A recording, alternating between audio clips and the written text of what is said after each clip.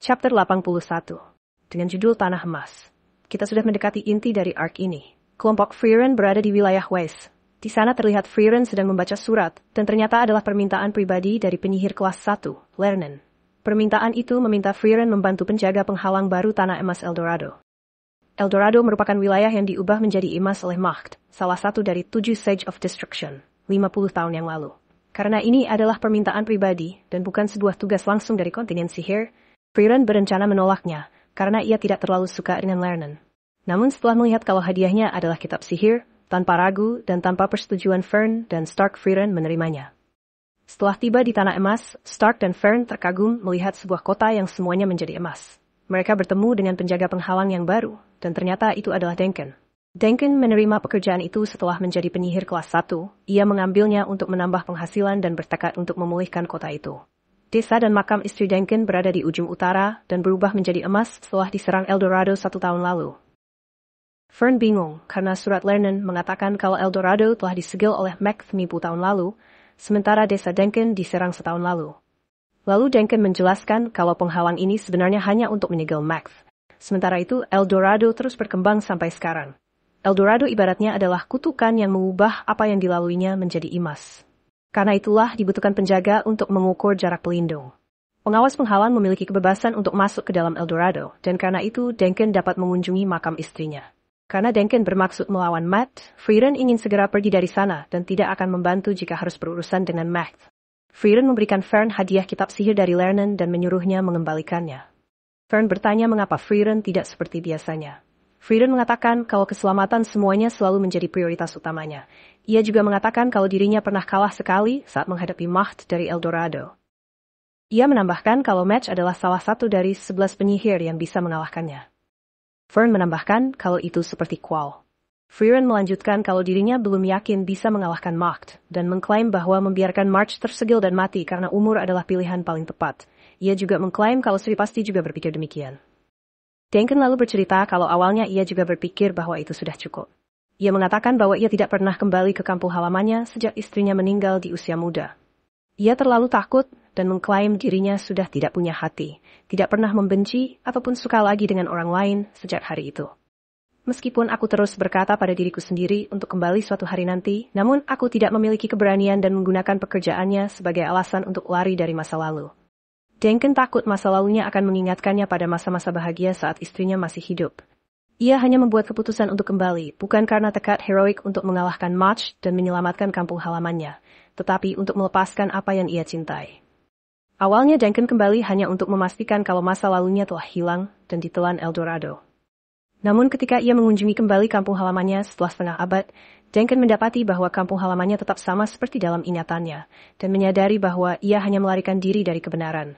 Ia ingin melawannya katanya, dan menambahkan ia ingin melawannya. Setelah mendengar cerita Denken, Frieren teringat saat Himmel berbicara dengannya tentang sihir untuk menghasilkan ladang bunga. Frieren menjelaskan bahwa dia menghindari penggunaan mantra ini karena mengingatkannya pada Flamma, mendiang gurunya. Dia berkomentar betapa mengejutkannya bahwa dia merasa damai setelah menggunakannya di depan Himmel dan kelompok pahlawan, meskipun dia telah berusaha untuk tidak melakukannya selama bertahun-tahun. Himmel mengatakan kepadanya bahwa dia pasti telah mengalami perjalanan yang panjang dan menyakitkan, sehingga dia tidak dapat menyadari bahwa waktu yang dia habiskan bersama gurunya benar-benar bahagia, dan mengatakan kepadanya bahwa tidak apa-apa untuk mengenang masa-masa bahagia di masa lalu. Himmel berpesan agar tidak melupakan kebahagiaan hanya karena satu tragedi. Lalu Denken memberitahu Frieren dan kelompoknya bahwa mereka tidak perlu menerima permintaan ini, dan mengatakan kalau Lernen hanya terlalu khawatir padanya, sehingga meminta mereka datang. Denken telah berencana untuk menghadapi Macht sendirian sejak awal dan bertekad sepenuhnya untuk memulihkan kampung halamannya sebelum dia meninggal. Dia juga mengatakan bahwa dia tidaklah seceroboh itu dan mengklaim berhasil mendapatkan beberapa petunjuk untuk peluang kemenangan. Frieren yang tergerak oleh ingatannya tentang Himmel dan cerita Denken memutuskan untuk membantu dan melawan Macht sekali lagi. Chapter 82. Dengan judul Dia Goldze, mantra untuk mengubah semua ciptaan menjadi emas. Melanjutkan chapter sebelumnya, Denken mengajak kelompok Frieren ke gubuk yang disiapkan untuk para penjaga penghalang dan mengatakan kalau hampir tidak ada yang menggunakannya. Frieren mengatakan bahwa itu karena Eldorado dan Macht secara alami membuat para penyihir gelisah, walaupun jarak gubuk ini cukup jauh dari Eldorado. Fern membuat ekspresi tidak nyaman saat ia duduk di kursi. Stark menyadari ketidaknyamanannya dan bertanya ada apa, karena ia pucat sejak mereka tiba di dekat Golden Land. Duncan meminta maaf karena tidak memperkirakan masalah yang akan membuat sebagian besar penyihir menganggap Golden Land sangat aneh. Stark, yang tidak terpengaruh, bertanya kepada Frieren apa yang sedang terjadi. Frieren berkomentar bahwa memiliki prajurit seperti Stark menguntungkan dalam situasi ini. Stark kemudian menebak bahwa itu ada hubungannya dengan mana, karena itu adalah sesuatu yang hanya bisa dipahami oleh para penyihir. Ia bertanya-tanya apakah Macht memancarkan ma dalam jumlah yang sangat besar, tetapi Fern menyangkalnya dan mengatakan bahwa sebenarnya yang terjadi justru sebaliknya. Dia tidak bisa merasakan sedikit pun mana yang berasal dari Eldorado maupun Macht. Tidak peduli seberapa kuat penghalang itu, mana Macht seharusnya dapat dideteksi pada jarak itu. Jika dia benar-benar mampu mengubah area yang begitu luas menjadi emas melalui sihir, tidak mungkin ia dapat menyembunyikan mana.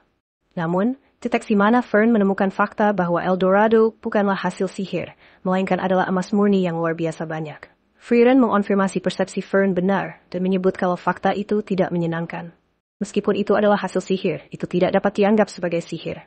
Dia menjelaskan sihir Macht, yaitu sihir yang dapat mengubah semua ciptaan menjadi emas.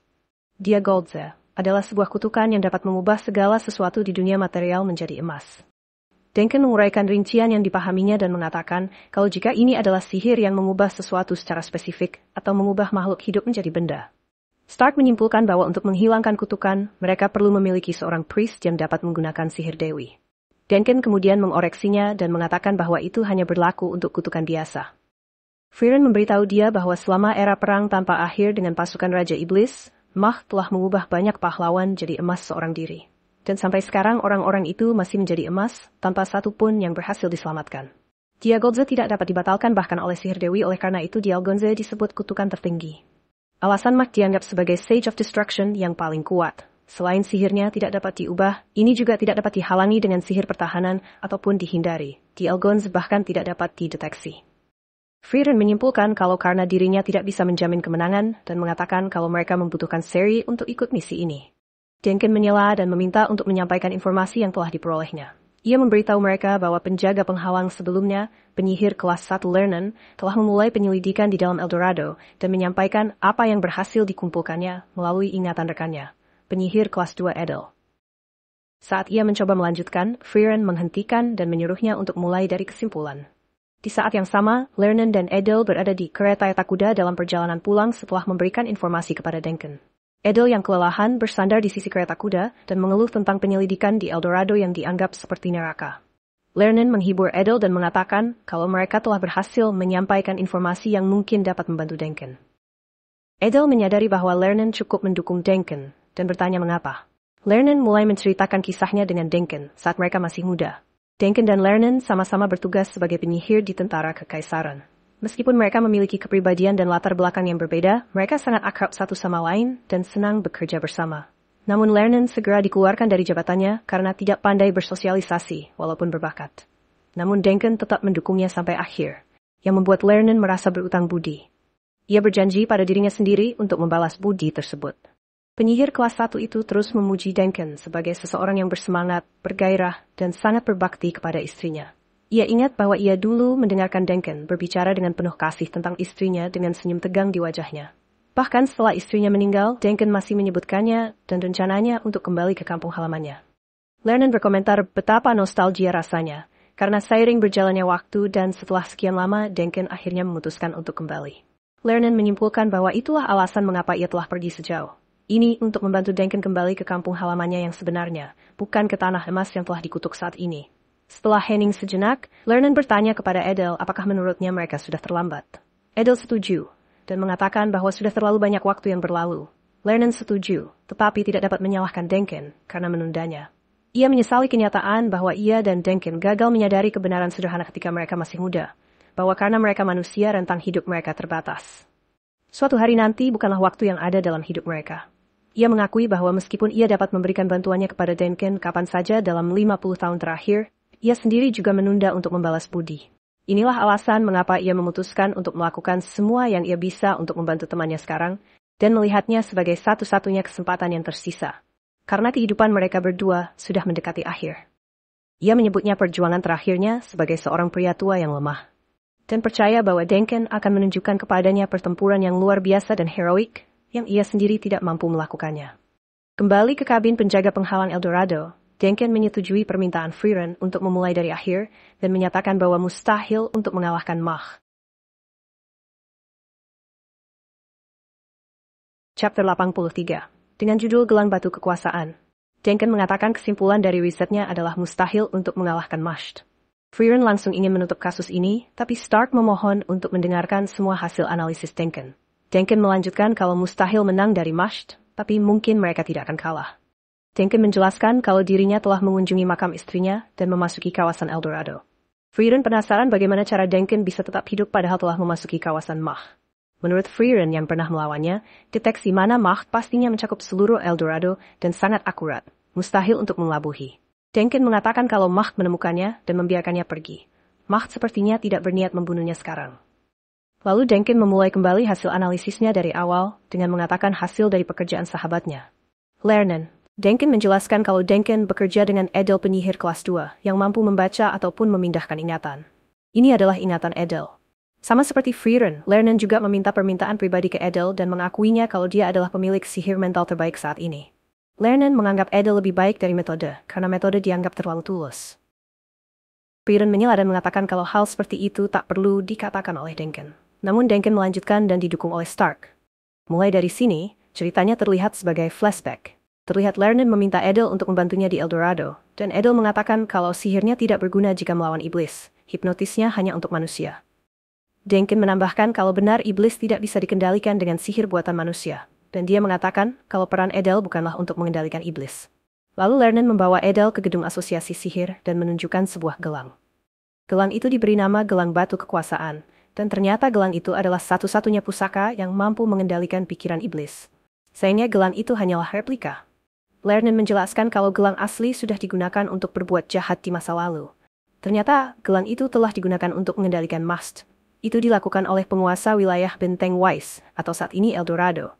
Dia mengendalikan Mast untuk mendapatkan emas dan kekayaan. Sayangnya Mast memberontak dan menciptakan Eldorado.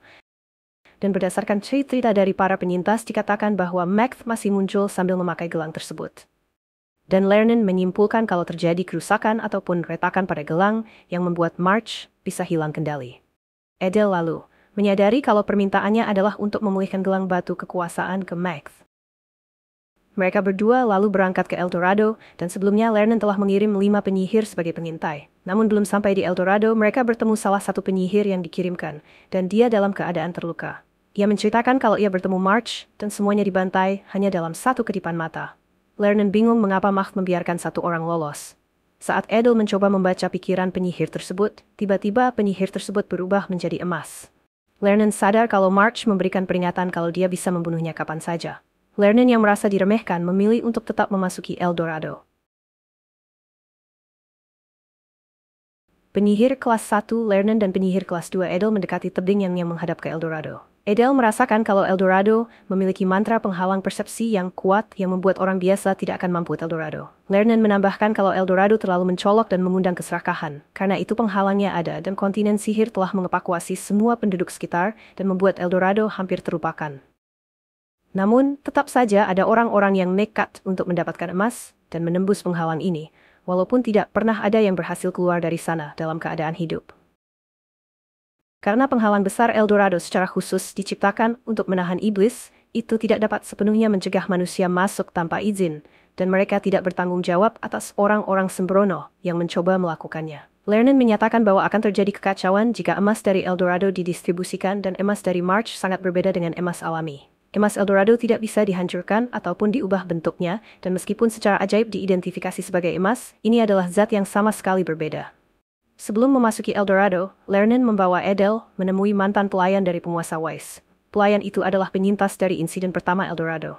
Walau pelayan tersebut tidak dekat dengan orang-orang yang terlibat dalam insiden Eldorado, Lernen percaya dapat mempelajari sesuatu tentang Max dari ingatannya. Lernen meminta Edel untuk membaca ingatannya. Edel bertanya kepada pelayan itu berapa lama dia bekerja sebagai pelayan mereka, dan dia menjawab bahwa dia telah bekerja untuk mereka selama 20 tahun. Kemampuan Edel dapat membaca semua ingatan dari orang itu, namun dia ingin mempersempit jangkauan dan hanya melihat dimulai dari tahun di mana penguasa Weiss memasang gelang batu perbudakan ke tangan Max. Melalui ingatan pelayan itu, Edel menyaksikan tuan tanah feodal memerintahkan Macht untuk melayani rakyat Weiss, dan juga tidak pernah melakukan tindakan jahat terhadap rakyat Weiss, dan jika melanggar Macht harus mengakhiri hidupnya. Edel segera memberitahu Lernen. Pelayan itu bertanya, apakah ada masalah dengan perintah itu? Dan Edel menjawab bahwa itu bukanlah perintah melain perintah, dan tidak akan ada masalah jika saja musuhnya adalah manusia. Edel terlihat terburu-buru dan memberitahu Lernen bahwa mereka harus segera menuju ke Tanah Emas. Tetapi sebelum pergi, ia bertanya kepada pelayan itu, apa yang sebenarnya diinginkan penguasa itu terhadap Macht? Sekarang Lernen dan Edel telah berada di dalam Eldorado. Edel bertanya kepada Lernen apakah ia juga menganggap cerita itu aneh. Lernen menjawab bahwa ada terlalu banyak bagian yang membingungkan, sehingga ia tidak tahu bagian mana yang dimaksud Edel. Edel kemudian mengatakan kalau ia sedikit tidak percaya kalau alasan penguasa itu memanipulasi Macht adalah untuk kekayaan. Edel memaparkan pikirannya yang intinya adalah fakta bahwa emas yang tak dapat diproses dan diubah bentuk akan kehilangan nilai dan dengan mudah dianggap sebagai emas palsu. Edel berasumsi ada sesuatu yang berada di luar pemahaman mereka. Setelah berjalan agak lama, mereka menemukan mayat emas yang sedang tertusuk dan seolah Macht sengaja memamerkan kekejaman. Segera setelah itu, Lernen dan Edel menyadari bahwa mereka telah ditemukan oleh Macht dan Macht muncul di belakang mereka. Lernen menyapa Macht dan memujinya karena bisa menemukan mereka, padahal dia dan Edel pandai dalam menyembunyikan mana. Macht memberitahu mereka bahwa mereka seharusnya kembali ketika mereka memiliki kesempatan. Macht merasa kerepotan jika harus mendekor ulang mayat-mayat. Macht mengungkapkan bahwa ia tidak menikmati konflik. Itulah sebabnya ia membuat patung orang-orang yang ia bunuh secara brutal, sehingga membuat kebanyakan orang yang melihatnya takut dan mundur. Sambil melempar jubah dan mengeluarkan pedang March, berkata kalau orang berbahaya seperti Lernen dan Edel lah yang mengganggu kedamaian. Lernen segera melepaskan tembakan ke Macht dan memaksanya untuk bertahan. Lernen mengklaim bahwa ia merasa terhormat dianggap berbahaya oleh Macht, dan menganggap bahwa itu adalah pertama kalinya ia dipuji dengan tulus.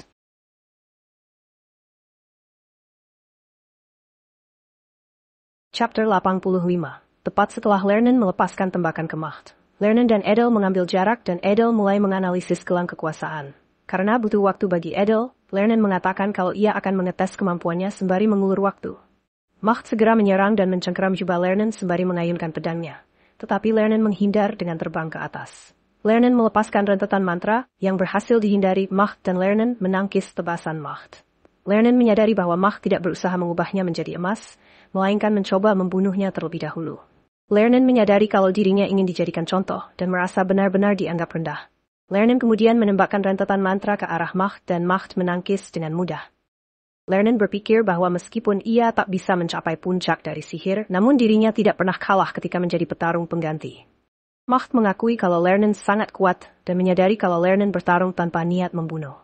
Setelah mendekat, Macht bertanya kepada Lernen apa yang sebenarnya dia incar dan mematahkan sihir pertahanan Lernen, lalu membantingnya ke tanah. Macht menyadari sihir Edel dan menyadari bahwa mereka berusaha memulihkan gelang batu perbudakan. Macht memberitahu mereka bahwa usaha mereka sia-sia. Edel yang telah selesai menganalisis gelang Macht memberitahu Lernen bahwa gelang batu perbudakan berfungsi dengan baik dan perintah terhadap Macht masih bekerja dengan baik.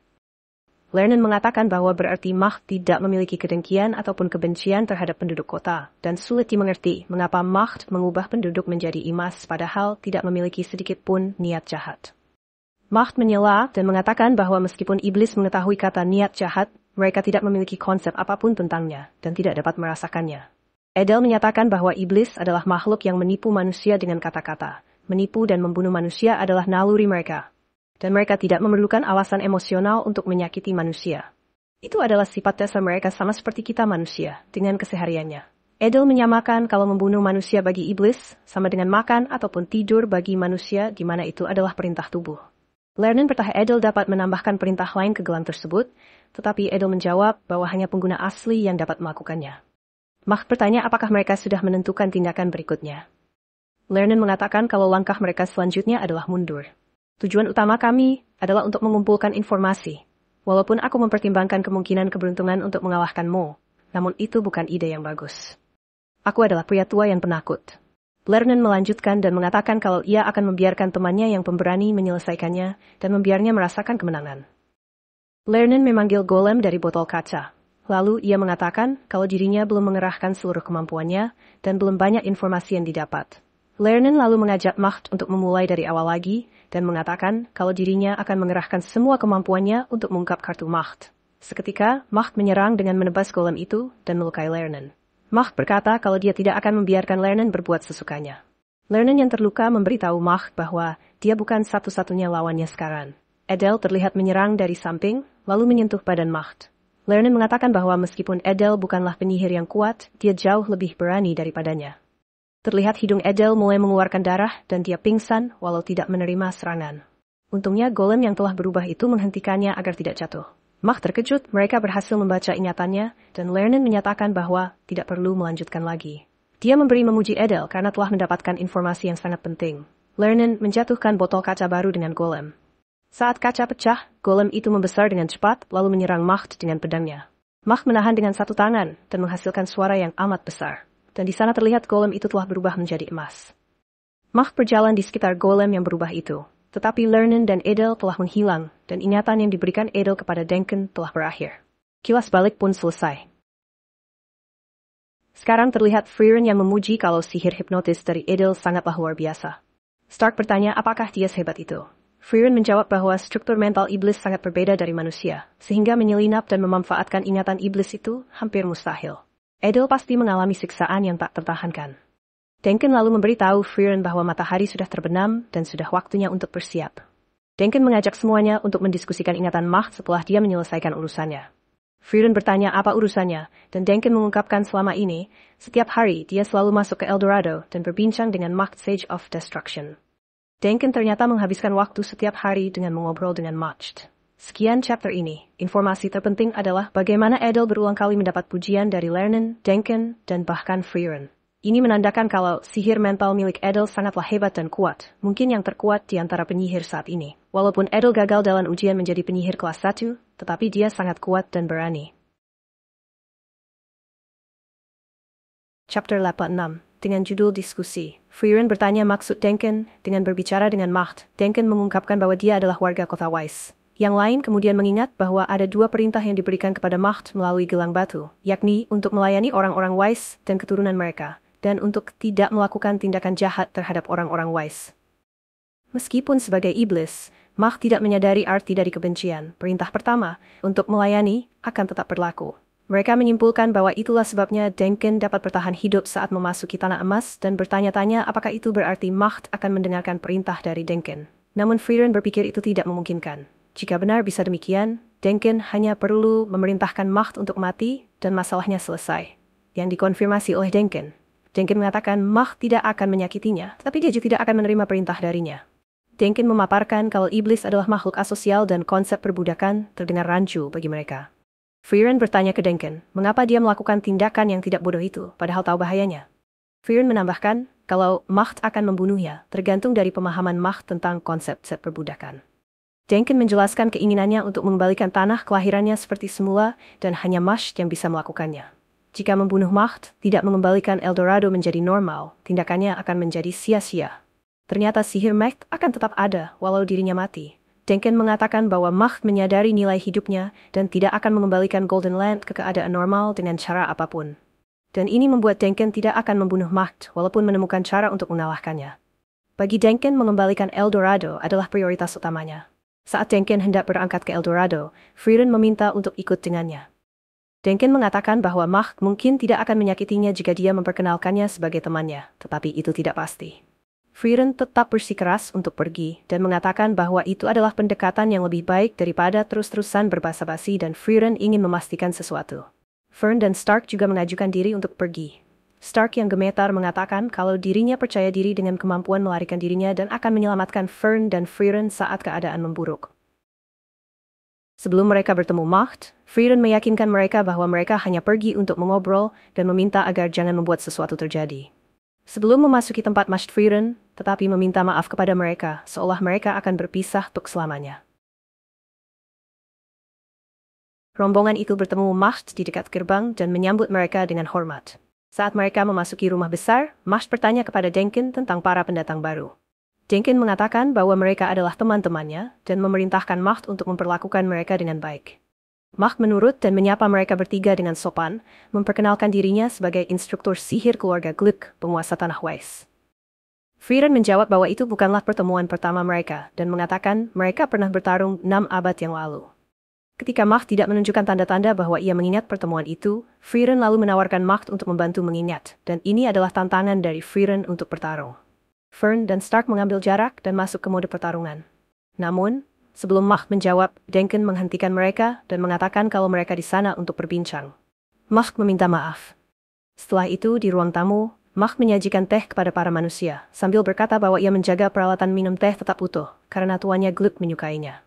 Stark dan Fern berbisik ke Frieren dan menanyakan tentang tindakannya barusan yang mencoba untuk menyulut api dengan Macht. Frieren mengabaikan dan mulai berbicara dengan Macht. Frieren mengatakan ingin mengonfirmasi sesuatu dan mengatakan kalau pada akhirnya dia tidak bisa mengalahkan Macht. Frieren memberitahu Macht kalau dirinya yang sekarang tidaklah sempurna. Terkejut karena diprovokasi sekali lagi, Macht bertanya kepada Denken tentang identitas Frieren. Setelah mengetahui bahwa Frieren adalah penyihir dari kelompok pahlawan yang telah membunuh Raja Iblis, Macht hanya berkomentar kalau Denken menyukai cerita petualangan kelompok pahlawan. Frieren yang sedikit marah lalu bertanya kepadanya apakah ia tidak bermaksud untuk membalaskan dendam Raja Iblis. Stark heran dengan tingkah Frieren yang terus memprovokasi Macht. Macht menjawab dengan mengatakan kalau pertanyaan Frieren luar biasa bagus, dan tanpa ekspresi Macht mengatakan dia benar-benar tidak peduli. Macht mengklaim bahwa ia adalah seorang moderat di pasukan Raja Iblis, dan pada akhirnya dirinya tidak memiliki kesetiaan ke rajanya. Sejak awal Macht mengatakan kalau dirinya membenci konflik. Aku hanya ingin hidup damai di sini, tetapi orang-orang terus datang untuk mengusiknya. Ia lalu menyinggung kalau itu sama seperti yang dilakukan Frieren barusan. Macht melanjutkan kalau sejak awal dirinya ingin hidup berdampingan dengan manusia, bahkan sebelum gelang itu dipakainya. Frieren, dengan kebenciannya terhadap iblis, mulai kembali provokasinya. Frieren mengatakan kalau dirinya telah mendengar alasan yang sama berulang kali sampai tidak bisa menghitungnya. Dan baginya iblis adalah seorang pembohong yang berbohong sebanyak mereka bernapas. March berkata kalau deskripsi Frieren benar, tapi dia tidak bohong saat ini. Macht lalu meminta ke Denken untuk mengkonfirmasi kalau dirinya tidak berbohong, karena ternyata Macht sudah tahu Denken telah melihat masa lalunya melalui Edel. Denken mencatat kalau Macht tidak berbohong dan benar bahwa dia ingin hidup berdampingan dengan manusia. Frieren menjadi lebih cemas, mengkritik Macht dan mengatakan secara langsung kalau dia berbahaya. Walau kau ingin hidup berdampingan tetapi kau menolak mengembalikan Eldorado seperti semula dan kau membunuh penyusup dengan kejam. Macht bingung dengan pernyataan Frieren dan Frieren menutup dengan mengatakan kalau pembicaraan ini buang-buang waktu dan menutupnya dengan mengatakan kalau mereka tidak akan pernah saling mengerti, iblis dan manusia tidak akan saling memahami. Karena makin memanas Denken memutuskan kalau pertemuan itu telah berakhir untuk hari itu. Atas perintah Denken, kelompok itu meninggalkan tempat kejadian tanpa ada pertarungan. Di jalan pulang, Frieren bertanya kepada Denken tentang hubungannya dengan Macht dan menyatakan bahwa mereka tampak dekat. Denken menjawab bahwa Macht adalah guru sihirnya. Chapter 82. Dengan judul Kasih Sayang. Macht ternyata adalah guru Denken. Menurut Denken, Macht mampu menggunakan sihir manusia meskipun ia adalah iblis. Denken juga menjelaskan bahwa Macht telah mulai melayani penguasa Weiss, Lord Gluck, lebih dari 80 tahun yang lalu. Ia bahkan melayaninya sebelum gelang batu tersebut dipakaikan. Macht konon selalu bersikap ramah terhadap manusia, tidak pernah sekalipun melanggar perintah tuan tanah feodal. Denken mengklaim bahwa bahkan gelang tersebut tidak diperlukan. Alasan Macht dipakaikan gelang bukan karena melakukan kesalahan, melainkan karena permasalahan politik yang mengharuskan. Denken kemudian bertanya kepada Frieren tentang apa yang ditemukannya setelah pertemuan dengan Macht. Tetapi penyihir elf itu tampaknya mengelak pertanyaan tersebut dan menyatakan kembali kalau ia sepemikiran dengan Denken kalau mereka tidak bisa mengalahkan Macht saat ini. Denken tidak percaya kalau Frieren tidak menemukan apapun, apalagi sikapnya saat pertemuan yang terus-menerus menantang Macht. Dan ketika Denken terus mendesaknya, Frieren hanya mengatakan bahwa ia tidak memiliki kepercayaan diri dan mengatakan kalau kemungkinan kemenangan selalu memiliki banyak variabel. Frieren kemudian balik bertanya kepada Denken tentang prospek kemenangan yang ia temukan dalam ingatan Macht. Namun, Denken belum selesai membaca ingatan tersebut karena terlalu banyak. Sihir Edel ternyata mengambil ingatan Macht selama 100 tahun. Dan Frieren lagi-lagi memuji penguasaan sihir mental Edel yang mampu membaca ingatan selama itu hanya dengan sekali sentuh. Frieren mengusulkan untuk membantu Denken berbagi dan menganalisis ingatan Macht. Frieren ternyata bisa menggunakan sedikit sihir mental dengan berpegang tangan Frieren dan Denken membaca ingatan Macht. Sementara itu, di rumah besar di Golden Land, Macht merenungkan percakapan itu. Ia mengakui bahwa Frieren mengajukan pertanyaan yang bagus dan jawaban atas pertanyaan itu akan menjadi petunjuk baginya untuk membangun kehidupannya bersama manusia. Ia lalu mengatakan kalau pasti saat ini Frieren sedang membaca ingatannya, dan Macht mempersilahkan Frieren melihat ingatannya sesuka hati, dan meminta Frieren melakukan pertempuran dengannya, guna mencari jawaban untuk kehidupan berdampingan. Ia meminta Frieren untuk memberitahu jawaban yang tepat. Di sini Macht hanya berbicara sendiri ya. Dalam ingatannya, Macht mengingat momen pertama saat ia mulai menaruh ketertarikan pada manusia. Saat itu, saat sedang membasmi pemukiman manusia atas perintah Raja Iblis. Macht mengatakan kalau dirinya selalu mendengar kata dengki dan bersalah. Namun pendeta pada hari itu berbeda. Pendeta desa itu tidak memohon atas hidupnya dan malah kasihan terhadap Macht. Setelah membunuh pendeta itu, Macht mulai meragukan dirinya sendiri, bahwa ia mungkin tahu kata-kata itu, tetapi ia tidak tahu seperti apa emosi yang digambarkan oleh kata-kata itu. Saat mengamati medan perang, ia mengaku memahami emosi ketakutan, kemarahan, kesedihan, dan niat membunuh. Tetapi emosi seperti kebencian dan rasa bersalah tidak dapat dipahaminya. Ini adalah pertama kalinya Macht ingin tahu lebih banyak tentang manusia. Ia kemudian bertemu dengan 2 anak yatim piatu dan menyuruh mereka saling membunuh, sambil berjanji akan membiarkan korban selamat hidup. Saat ia duduk untuk mengamati pertarungan itu, Macht berkata pada dirinya sendiri bahwa ia memahami emosi baru ini. Ia menyebutnya kasih sayang. Chapter 88, dengan judul Solitar, ingatan Macht berlanjut. Macht terlihat menghancurkan sebuah desa dan membunuh banyak orang. Ia menyadari kalau dirinya masih belum menemukan emosi yang baru. Lalu seseorang mencoba menyergapnya. Macht memberitahu orang itu kalau dirinya tidak akan bisa mengalahkannya. Ksatria, itu adalah Warheit, salah satu anggota dari 3 keluarga Ksatria Agung di Northern Lands. Macht berkomentar bahwa dia pasti telah tinggal di wilayah itu terlalu lama, sehingga manusia mulai mengirim pemberani yang menyebalkan untuk mengejarnya. Dia memberitahu Warheit untuk meninggalkannya sendiri, tetapi ksatria itu menolak, mulai menyerang iblis itu dengan rentetan anak panah. Warheit mengatakan bahwa menurut perintah dari Kaisar, dia harus membasmi semua pasukan Raja Iblis dan membersihkan area ini. Di tengah pertempuran, Warheit berbicara tentang kesimpulannya bahwa sihir khas Macht, dia Golds, pasti memiliki kondisi aktivasi yang rumit, karena tidak setiap desa yang diserangnya berubah menjadi emas. Pikiran ini membuat Macht tertawa dan meremehkan gagasan bahwa sihirnya membutuhkan kondisi aktivasi.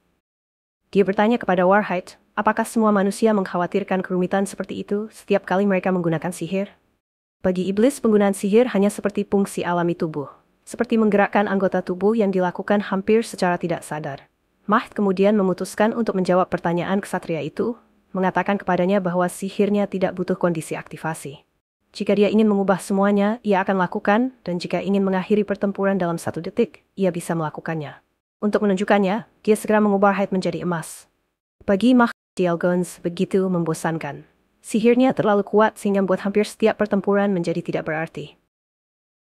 Di tepi pantai, ia bertemu Solitaire, iblis perempuan yang terlibat dalam penelitian tentang manusia dan terlihat sedang memeriksa bangkai paus. Ia memperkenalkan dirinya dan menawarkan jabat tangan, tetapi Macht tidak memahami isyarat itu, atau sengaja memilih untuk tidak melakukannya dan malah memilih untuk memeriksa bangkai paus itu. Ia menyebutnya ikan, dan Solitaire setuju bahwa paus itu pada akhirnya akan mirip dengan ikan.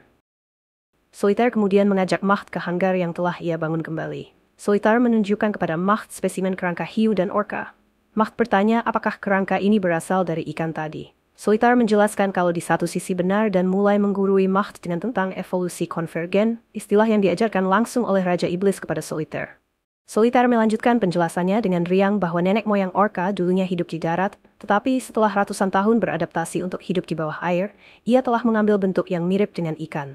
Namun, di dalam orka adalah mamalia, makhluk yang sama sekali berbeda dari ikan. Inti dari pembicaraan ini sepertinya ingin menunjukkan betapa bersemangat dan periangnya si Solitaire. Ia terlihat berbeda dari kebanyakan iblis, di mana ia memiliki ekspresi dan sedikit terlihat memiliki emosi. Lanjut, Solitaire mengajak Macht minum teh layaknya manusia. Macht lalu bertanya ke Solitaire, apakah dia tahu mengapa iblis tidak memiliki rasa bersalah dan dengki? Solitaire menjawab dan mengatakan kalau itu adalah pertanyaan sepele. Solitaire mengklaim kalau Macht sudah tahu jawaban dari pertanyaan itu sejak lahir. Solitaire menyatakan jika iblis merasa bersalah setiap kali mereka memperdaya manusia, mereka akan punah. Macht tampak kebingungan dan kembali bertanya tentang apa yang dimaksud merasa bersalah. Solitaire menjelaskan bahwa manusia dan iblis adalah makhluk yang sama sekali berbeda. Penampilan mereka yang sama, kemampuan untuk berbicara dan bahasa mereka yang terhubung, serta perilaku yang seperti manusia hanyalah peniruan sebagai sarana menipu dan membunuh manusia. Ini adalah bukti dari evolusi kita. Solitaire menambahkan bahwa walaupun penampilan mereka sama, perbedaan mereka dengan manusia tidak bisa diukur. Jadi, iblis tidak akan pernah bisa memahami emosi yang dimiliki manusia, seperti iblis yang tidak dapat memahami perasaan serangga yang terbang di udara. Dia memberitahu Macht bahwa hanya membuang-buang waktu untuk merenungkan hal-hal seperti itu. Macht lalu menjawab kalau jika iblis bisa mengerti mengenai emosi manusia, mungkin mereka bisa hidup berdampingan. Dan Macht berkata kalau iblis tidak punya apa-apa selain waktu untuk disia-siakan. Solitaire tertarik oleh pernyataan Macht. Di lokasi desa lain yang hancur di tangannya, Macht didekati oleh Schlacht, tangan kanan Raja Iblis yang mampu melihat masa depan. Schlacht meminta Macht untuk bekerja sama dengannya dalam mengalahkan pahlawan selatan. Chapter berakhir. Solitaire adalah iblis yang cerdas, walau bukan bagian dari Sage of Destruction. Sepertinya Solitaire cukup kuat hingga bisa diajarin langsung oleh Raja Iblis. Sementara itu, pahlawan sekaligus manusia terkuat dalam sejarah akan diperlihatkan bertarung melawan Dudu Sage of Destruction. Pertarungan yang bahkan tidak bisa dilakukan oleh Frieren dan parti pahlawan. Chapter 89. Dengan judul Kesawahan. Setelah mendengar permintaan Schlacht, Macht awalnya menolak, dengan mengatakan bahwa dia tidak akan mempertaruhkan nyawanya untuk Raja Iblis, dan meminta Schlacht untuk berhenti menyeretnya ke dalam permainan perang yang tidak ada gunanya. Schlacht berkomentar tentang Macht yang selalu memandang rendah pertempuran dan menepis penolakannya, dengan mengatakan kalau ini adalah perintah langsung dari Raja Iblis. Dia mengancam akan membunuh Macht jika dia tidak mematuhinya. Macht bertanya apakah menurutnya dia bisa membunuhnya, yang ditanggapi Schlacht dengan bertanya apakah menurut Macht dia tidak bisa. Setelah adu tatapan mata, Schlacht meredakan situasi dan memberitahu Macht bahwa dia tidak ingin membunuhnya.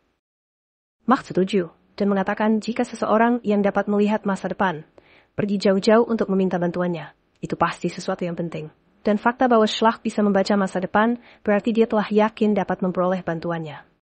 Lalu di sana muncul Sage of Destruction lainnya, Miraculous Grausam yang mana dianggap Macht sebagai lawan terburuknya. Macht mengeluh bahwa Schlacht selalu membuatnya menari sesuai keinginannya dan menanyakan apa yang perlu dia lakukan untuk pertempuran itu. Schlacht memberitahunya bahwa dia hanya perlu bertarung tanpa berpikir, tak perlu strategi. Kehadiran Macht di sana dianggap cukup untuk membatasi pilihan yang bisa diambil pahlawan dari selatan. Dia meyakinkan Macht bahwa dia telah melihat banyak penglihatan masa depan dari pertempuran itu. Schlacht mengklaim telah melakukan banyak simulasi pertempuran dengan pahlawan dari selatan, dan dia melihat kalau tidak akan terjadi apapun terhadap Macht. Sebagai tanggapan, Macht menyatakan bahwa kesimpulannya berarti berakhir seri. Dan mengomentari wajah Schlacht yang tampak seperti seseorang yang akan mati. Schlacht kemudian duduk di sebelahnya dan mengklaim kematiannya adalah sesuatu yang tidak akan dia ketahui sampai dia benar-benar mencobanya. Lalu, Schlacht mengatakan kalau Grausam akan menghapus ingatan Macht setelah pertempuran selesai, dan menegurnya karena membuat kesalahan dan membiarkan ingatannya dibaca oleh orang lain di masa mendatang. Ia berbicara kepada Frieren melalui ingatan Macht dan mengungkapkan bahwa ia menghapus ingatan Macht untuk mencegahnya mengetahui detail pertempuran melawan pahlawan selatan. Pertempuran yang ia sebut penting untuk kelangsungan hidup para iblis, bahkan 1000 tahun setelah kejadian. Atas kebingungan Macht, Schlacht mengatakan kepadanya bahwa itu adalah cerita untuk masa depan dan pergi. Macht memberinya kata-kata yang mengkhawatirkan keselamatannya dan berharap Schlacht dapat kembali hidup-hidup. Yah, dan pertempuran melawan pahlawan dari selatan ternyata tidak ditampilkan, dan kita diperlihatkan beberapa tahun setelah pertempuran itu berakhir. Ingatan Macht beralih ke beberapa tahun kemudian, di dataran tinggi utara, tempat Macht telah membunuh banyak manusia, bukan untuk memenuhi kebutuhan atau mengikuti nalurinya, melainkan pembantaian tak berarti yang dimaksudkan untuk membangkitkan rasa bersalah dan dendam dalam dirinya. Ia mengamati pemandangan dua sahabat masa kecil yang berusaha saling membunuh, setelah Macht berjanji untuk menyelamatkan korban yang selamat. Ketika ia melihat bocah yang selamat menangis setelah ia membunuh yang lainnya, Macht bertanya kepadanya mengapa ia tidak senang karena ia selamat. Bocah itu menjelaskan bahwa gadis yang baru saja ia bunuh sama sekali tidak melawan, dan gadis itu telah menjadi temannya sejak kecil. Macht sangat puas dengan jawaban ini, mendesak anak laki-laki itu untuk memberitahu dia emosi apa yang sedang dia rasakan, dan mengajarinya tentang hal itu dengan kata-kata. Macht bertanya, apakah itu adalah rasa dengki atau rasa bersalah? Macht mendesak anak itu untuk menjelaskan emosinya saat ini dengan kata-kata. Namun anak laki-laki itu marah dan mengarahkan senjatanya yang mendorong Macht untuk membunuhnya. Setelahnya, Macht berterima kasih kepada anak laki-laki itu karena telah memberinya petunjuk penting. Macht merasa telah mendekati jawabannya. Ia mengklaim kalau membunuh berapa banyak orang pun tak akan membuatnya merasakan perasaan yang sama dengan anak tadi. Dia lalu berasumsi kalau dirinya membunuh orang yang dekat dengannya bisa memunculkan emosinya. Mac memutuskan untuk mencari kenalan manusia yang dapat disebut dekat. Setelah menghabiskan waktu bersama mereka, dan dia bersyukur karena iblis punya banyak waktu di dunia. Mahd lalu memutuskan pergi ke Weiss, pemukiman terbesar di dataran tinggi utara. Chapter 90 dibuka dengan memperlihatkan Mahd sedang menyerang kereta kuda bangsawan Weiss dan telah membantai semua pengawalnya. Yang tersisa tinggal Gluck, bangsawan yang kelak akan menjadi penguasa Weiss. Setelah melihat semua pengawalnya terbunuh, Gluck mengatakan kepada Mahd bahwa mereka semua adalah bawahan yang sangat terampil dan tidak menduga akan dihabisi dengan mudah. Mahd bertanya apakah bawahan tersebut dilatih untuk membunuh manusia. Dan Gluck bertanya apakah itu buruk. Iblis itu berkata bahwa ia tidak tahu, tetapi mereka yang dilatih untuk membunuh manusia tidak cocok untuk bertarung dengan iblis. Karena fisiologi dan kecepatan reaksi iblis berada pada level yang berbeda dengan manusia, mereka yang tidak dapat menghilangkan kebiasaan membunuh manusia tidak akan dapat menyesuaikan diri dengan perbedaan tersebut. Bangsawan itu memuji informasi tersebut dan bertanya apa yang diperlukan untuk membuat Mahd mati. Ia mengambil sesuatu dari jaketnya yang dianggap Mahd sebagai ancaman dan menanggapinya dengan mengarahkan pedangnya ke Gluck sembari bertanya agar dia sadar akan posisinya. Namun, bangsawan itu dengan tenang mengeluarkan kotak rokoknya dan meminta untuk merokok sekali lagi, tidak gentar menghadapi iblis dan kematiannya. Gluck meminta diizinkan merokok untuk terakhir kalinya. Mahd menurutinya sambil berkomentar bahwa meskipun tidak memiliki bau darah, Gluck memiliki mata seorang pembunuh. Bangsawan itu berkata bahwa itu karena dia telah memerintahkan kematian banyak pesaing politiknya. Meskipun menyadari bahwa mereka jauh lebih hina daripada dirinya. Ketika dia berkata bahwa dia telah dibebani rasa bersalah atas kejahatan yang telah dilakukannya, Mahd tertarik dan dia memberitahu Gluck tentang emosi yang selama ini dicarinya, dengki, dan rasa bersalah. Gluck tampak merenung dan balik bertanya kepada Mahd, apakah dia memiliki konsep tentang baik dan jahat. Ketika Mahd tidak mengerti, Gluck berkomentar bahwa Mahd jauh lebih bahagia. Dia mulai menjelaskan sejarah Weiss. Kota benteng Weiss adalah tempat yang rusak, tempat para bangsawan yang dipermalukan dari kekaisaran menetap dan melanjutkan perjuangan mereka untuk mendapatkan kekuasaan dan pengaruh. Tempat ini penuh kedengkian. Meskipun Gluck adalah tuan tanah feodal, itu hanyalah sekedar nama. Keluarga bangsawan lain dan sekutu mereka memegang kekuasaan yang sebenarnya. Mereka mengabaikan administrasi kota dan menyabotas warganya untuk memperkaya diri mereka sendiri. Meskipun Gluck kecewa dengan situasi tersebut, dia tidak pernah mengambil tindakan. Sebaliknya, putra Gluck telah mengajukan permohonan publik kepada para bangsawan Weiss untuk membantu kota, yang karenanya mereka membunuhnya dan menjadikannya seperti bunuh diri. Saat itu, Gluck bertanya-tanya bagaimana tindakan mengerikan seperti itu bisa dilakukan dengan sangat kejam. Tetapi ia berkata tindakan itu sangat mudah, bahkan orang bodoh pun bisa melakukannya. Cukup berkata bunuh ke bawahan maka seseorang akan mati. Gluck menutup dengan mengatakan kalau manusia itu makhluk misterius. Mahd bertanya apakah ia ingin membalaskan dendam atas putranya. Gluck sedikit terkejut karena menyadari bahwa iblis itu memahami konsep balas dendam. Gluck tidak menyangkalnya, tetapi ia mengklaim tujuannya adalah melaksanakan keinginan putranya, menjadikan Weiss tempat yang lebih baik untuk ditinggali. Rokoknya habis saat ia mengakui hal itu. Mahd bertanya kepada Gluck mengapa ia memberitahu iblis itu. Gluck menjawab bahwa ia sedang bernegosiasi dengan iblis itu. Gluck menganggap tidak ada orang lain yang menanggung kedengkian lebih besar darinya, dan ia akan mengajari Mahd tentang emosi yang tidak dimilikinya. Gluck menambahkan kalau ini bukan berarti permohonan untuk tetap hidup, dan ia mengatakan kalau dirinya telah siap jika akan mati. Mahd memuji Gluck. Lalu Gluck meminta sebagai balasannya yang akan mengajari, Mahd harus bekerja untuknya dan menyingkirkan lawan-lawan politiknya, yang sangat licik dan berhati-hati. Gluck memberitahu Mahd bahwa mereka dijaga dengan sangat ketat oleh mereka yang terlatih dalam membunuh orang. Mahd menerima syarat itu dan mulai melenyapkan lawan politik Gluck. Hanya dalam setengah tahun, setengahnya telah terbunuh. Salah satu datang untuk menanyai Gluck tentang kematian kerabatnya. Tetapi Gluck berpura-pura tidak tahu dengan mengatakan bahwa dia akan membantu menyelidiki orang-orang yang bertanggung jawab. Ketika bangsawan lainnya menuduhnya pura-pura bodoh, Gluck mengingatkannya tentang apa yang telah dikatakannya ketika putra Gluck baru saja meninggal dan mengklaim bahwa situasinya persis sama seperti saat itu. Dia menyuruhnya untuk tenang dan ingat untuk mengunci pintunya. Di balkon rumahnya dengan Mahd di sampingnya, Gluck menyaksikan bahwa warga Weiss senang dengan pemerintahannya. Ia memberitahu Mahd bahwa ia berencana membuatnya melakukan pekerjaan di panggung depan sebagai. Awalnya Mahd menjawab dengan santai, membuat Gluck menyatakan kembali bahwa ia adalah penguasa feodal Weiss. Dengan senyum yang dibuat-buat, Mahd menjawab dengan cara bicara layaknya seorang pelayan kepada tuannya.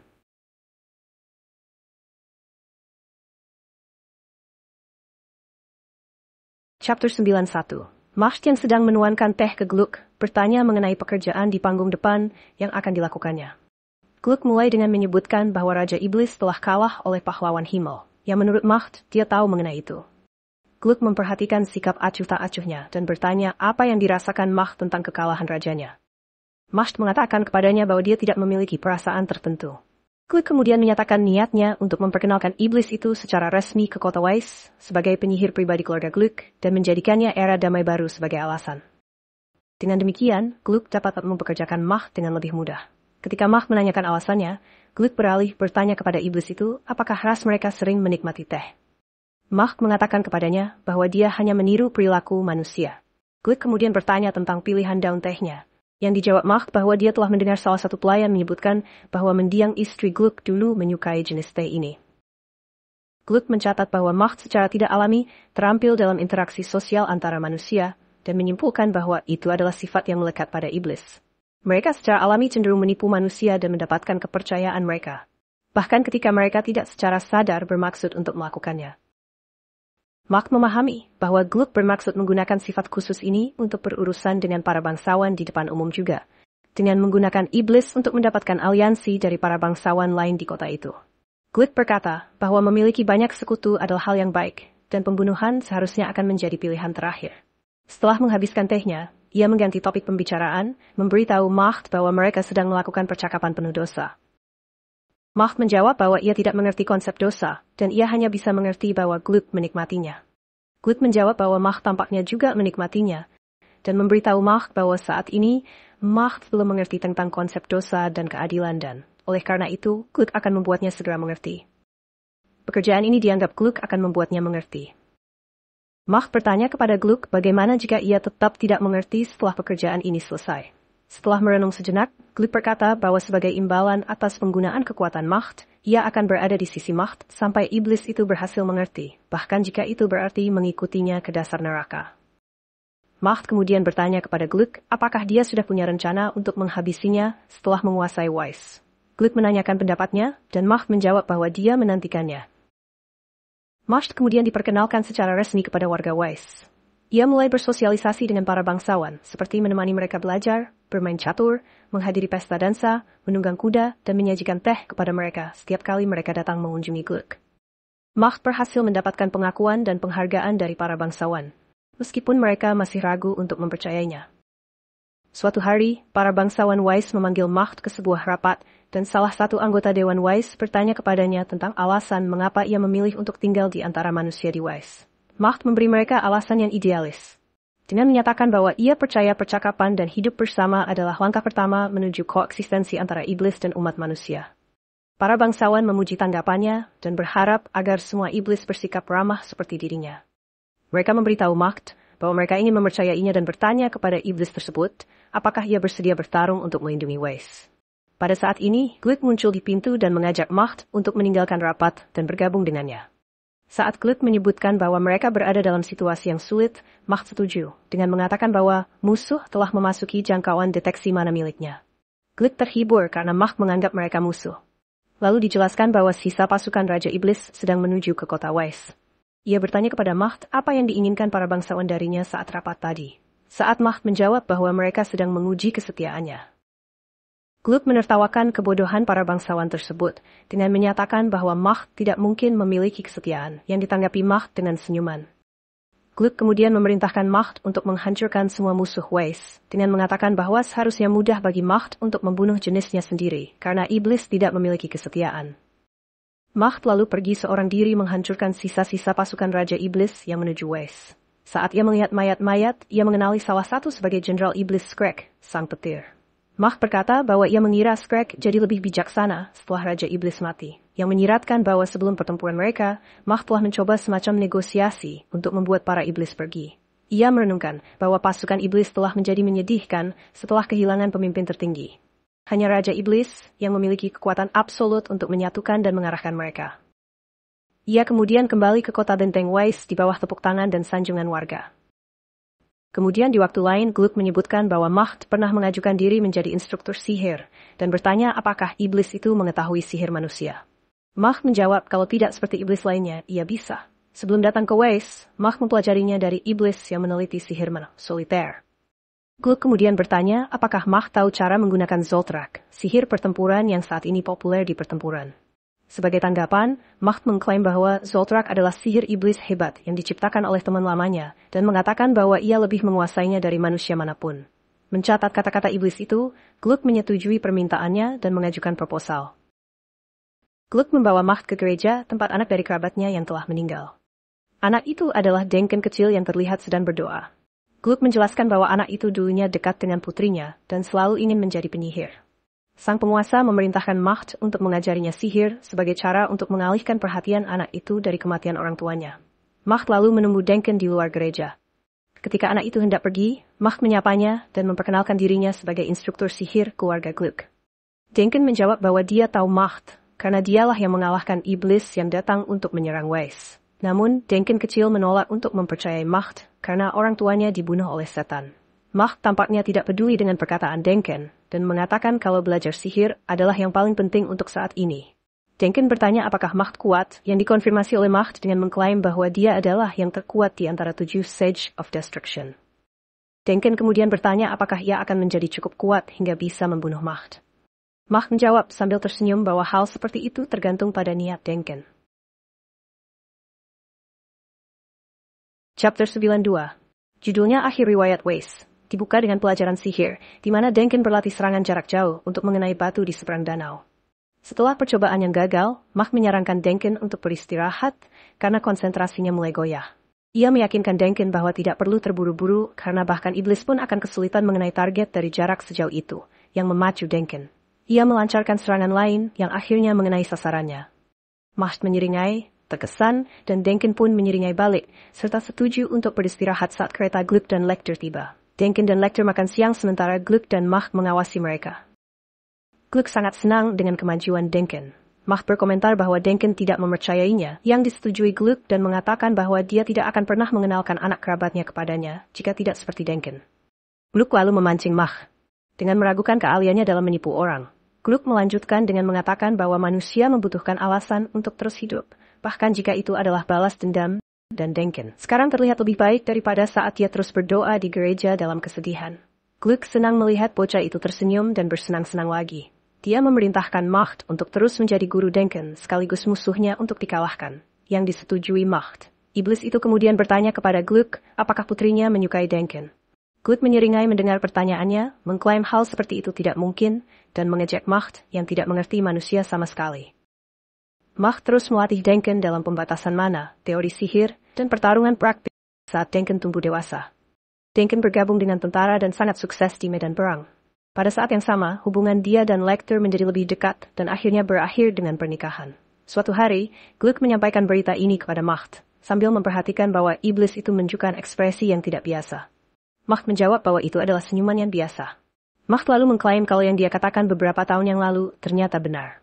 Gluck menolak klaimnya dengan mengatakan bahwa dia tidak mengingatnya. Gluck lalu memberitahu Mach bahwa Denken dapat menikahi putrinya karena prestasi di medan perang, dan karena Mach, Denken dapat meraih prestasi. Mach menjawab dengan rendah hati bahwa itu karena kemampuan Denken sendiri. Gluck kemudian memberitahu Mach sebuah berita buruk untuknya. Sebuah kota benteng di wilayah paling utara diserang oleh satu iblis, di mana semua penduduk kota telah dimusnahkan dan pelakunya menghilang tanpa jejak. Dia bertanya kepada Mach apakah dia tahu tentang serangan ini, yang dijawab Mach dengan pertanyaan apakah kamu pikir aku yang melakukannya. Gluck berkata dirinya tidak yakin, tetapi serangan itu telah menyebabkan kecemasan di antara warga. Mach setuju dan berkata bahwa hanya iblis yang hebat yang mampu melakukan hal seperti itu, dan meyakinkan Gluck kalau dirinya berada di pihak Gluck. Gluck lalu menjelaskan kalau opini publik telah dikendalikan oleh bangsawan, dan mereka memintanya untuk memakaikan gelang perbudakan ke Mach. Meiji mengatakan kalau gelang itu dibuat oleh penyihir Ewik, dan tidak menyangka kalau benda itu benar-benar ada. Gluck melanjutkan kalau beberapa bangsawan berpikir untuk memperoleh kekayaan tak terbatas melalui kemampuan Mach.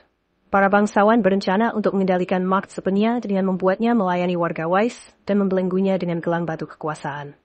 Gluck lalu tertawa dan menganggap para bangsawan itu bodoh dan tidak tahu apapun mengenai iblis. Gluck menanyakan pendapat Mach dan mengatakan kalau ia memakai gelang ini, ia akan mati ketika memiliki kebencian ke warga Weiss. Mach mengatakan kalau ini adalah sebuah hiburan dan dia setuju. Mach juga mengatakan kalau Gluck akan menemaninya ke neraka. Setelah gelang itu dipasang, Macht tetap melayani Gluck seperti sebelumnya tanpa ada perubahan. Ia berada di sisi Gluck saat putrinya jatuh sakit dan meninggal. Ia hadir di pemakaman putrinya dan menyaksikan Gluck mencoba menghibur Denken yang putus asa, memberitahu pemuda itu bahwa meskipun Lecter selalu memiliki tubuh yang lemah, ia pasti hidup bahagia berkat dirinya. Setelah itu, Denken meninggalkan Weiss tanpa kembali selama bertahun-tahun.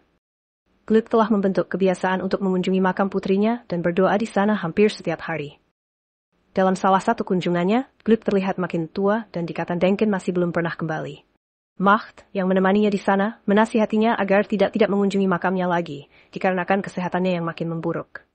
Ia mengulangi apa yang dikatakan Gluck kepadanya bertahun-tahun yang lalu, bahwa terus berdoa dalam kesedihan tidaklah baik. Gluck menyeringai padanya dan berkata bahwa ia tidak menyangka akan mendengar itu dari Macht. Ketika ia mencoba berdiri untuk pergi, Macht berlutut dan membantunya berdiri. Gluck merenung bahwa ia telah menjadi begitu tua, sehingga mengandalkan Macht untuk kegiatan-kegiatan dasar. Iblis itu bermaksud memanggil kereta, tetapi Gluck mengatakan bahwa ia sedang ingin berjalan-jalan. Saat Gluck berjalan kembali ke kota dengan Macht di belakangnya, sang penguasa feodal merenungkan bahwa Macht sama sekali tidak berubah setelah 30 tahun melayaninya. Ia berkata bahwa itu pasti karena perbedaan waktu antara iblis dan manusia. Gluck bertanya apakah semua yang mereka habiskan bersama hanyalah waktu sementara baginya? Macht, dengan ekspresi serius menjawab, bahwa meskipun itu mungkin hanya waktu yang sedikit dan sementara baginya, pertemuan dan waktu yang dihabiskan dengannya adalah momen yang tak tergantikan. Gluck menyeringai mendengar jawaban itu, mengatakan bahwa rasanya sangat tidak enak mendengarnya dari iblis. Namun, penguasa feodal merasakan hal yang sama dan menganggap Macht sebagai rekan yang hebat dalam kejahatan. Macht mulai melepaskan Die Goldse dan menyatakan bahwa ia bermaksud untuk menghancurkan semua yang ia anggap tak tergantikan. Ia memberitahu Gluck bahwa dengan melakukan itu, ia merasa akan dapat memahami konsep kebencian, dan bagaimana rasanya memiliki rasa bersalah. Gluck menoleh untuk menatapnya sebelum tersenyum tanda setuju. Dia mengeluarkan kotak rokoknya dan mengambil sebatang. Dia memerintahkan Macht untuk menyalakan api untuk asap terakhirnya. Macht menurut, berlutut, dan menyalakan api rokok.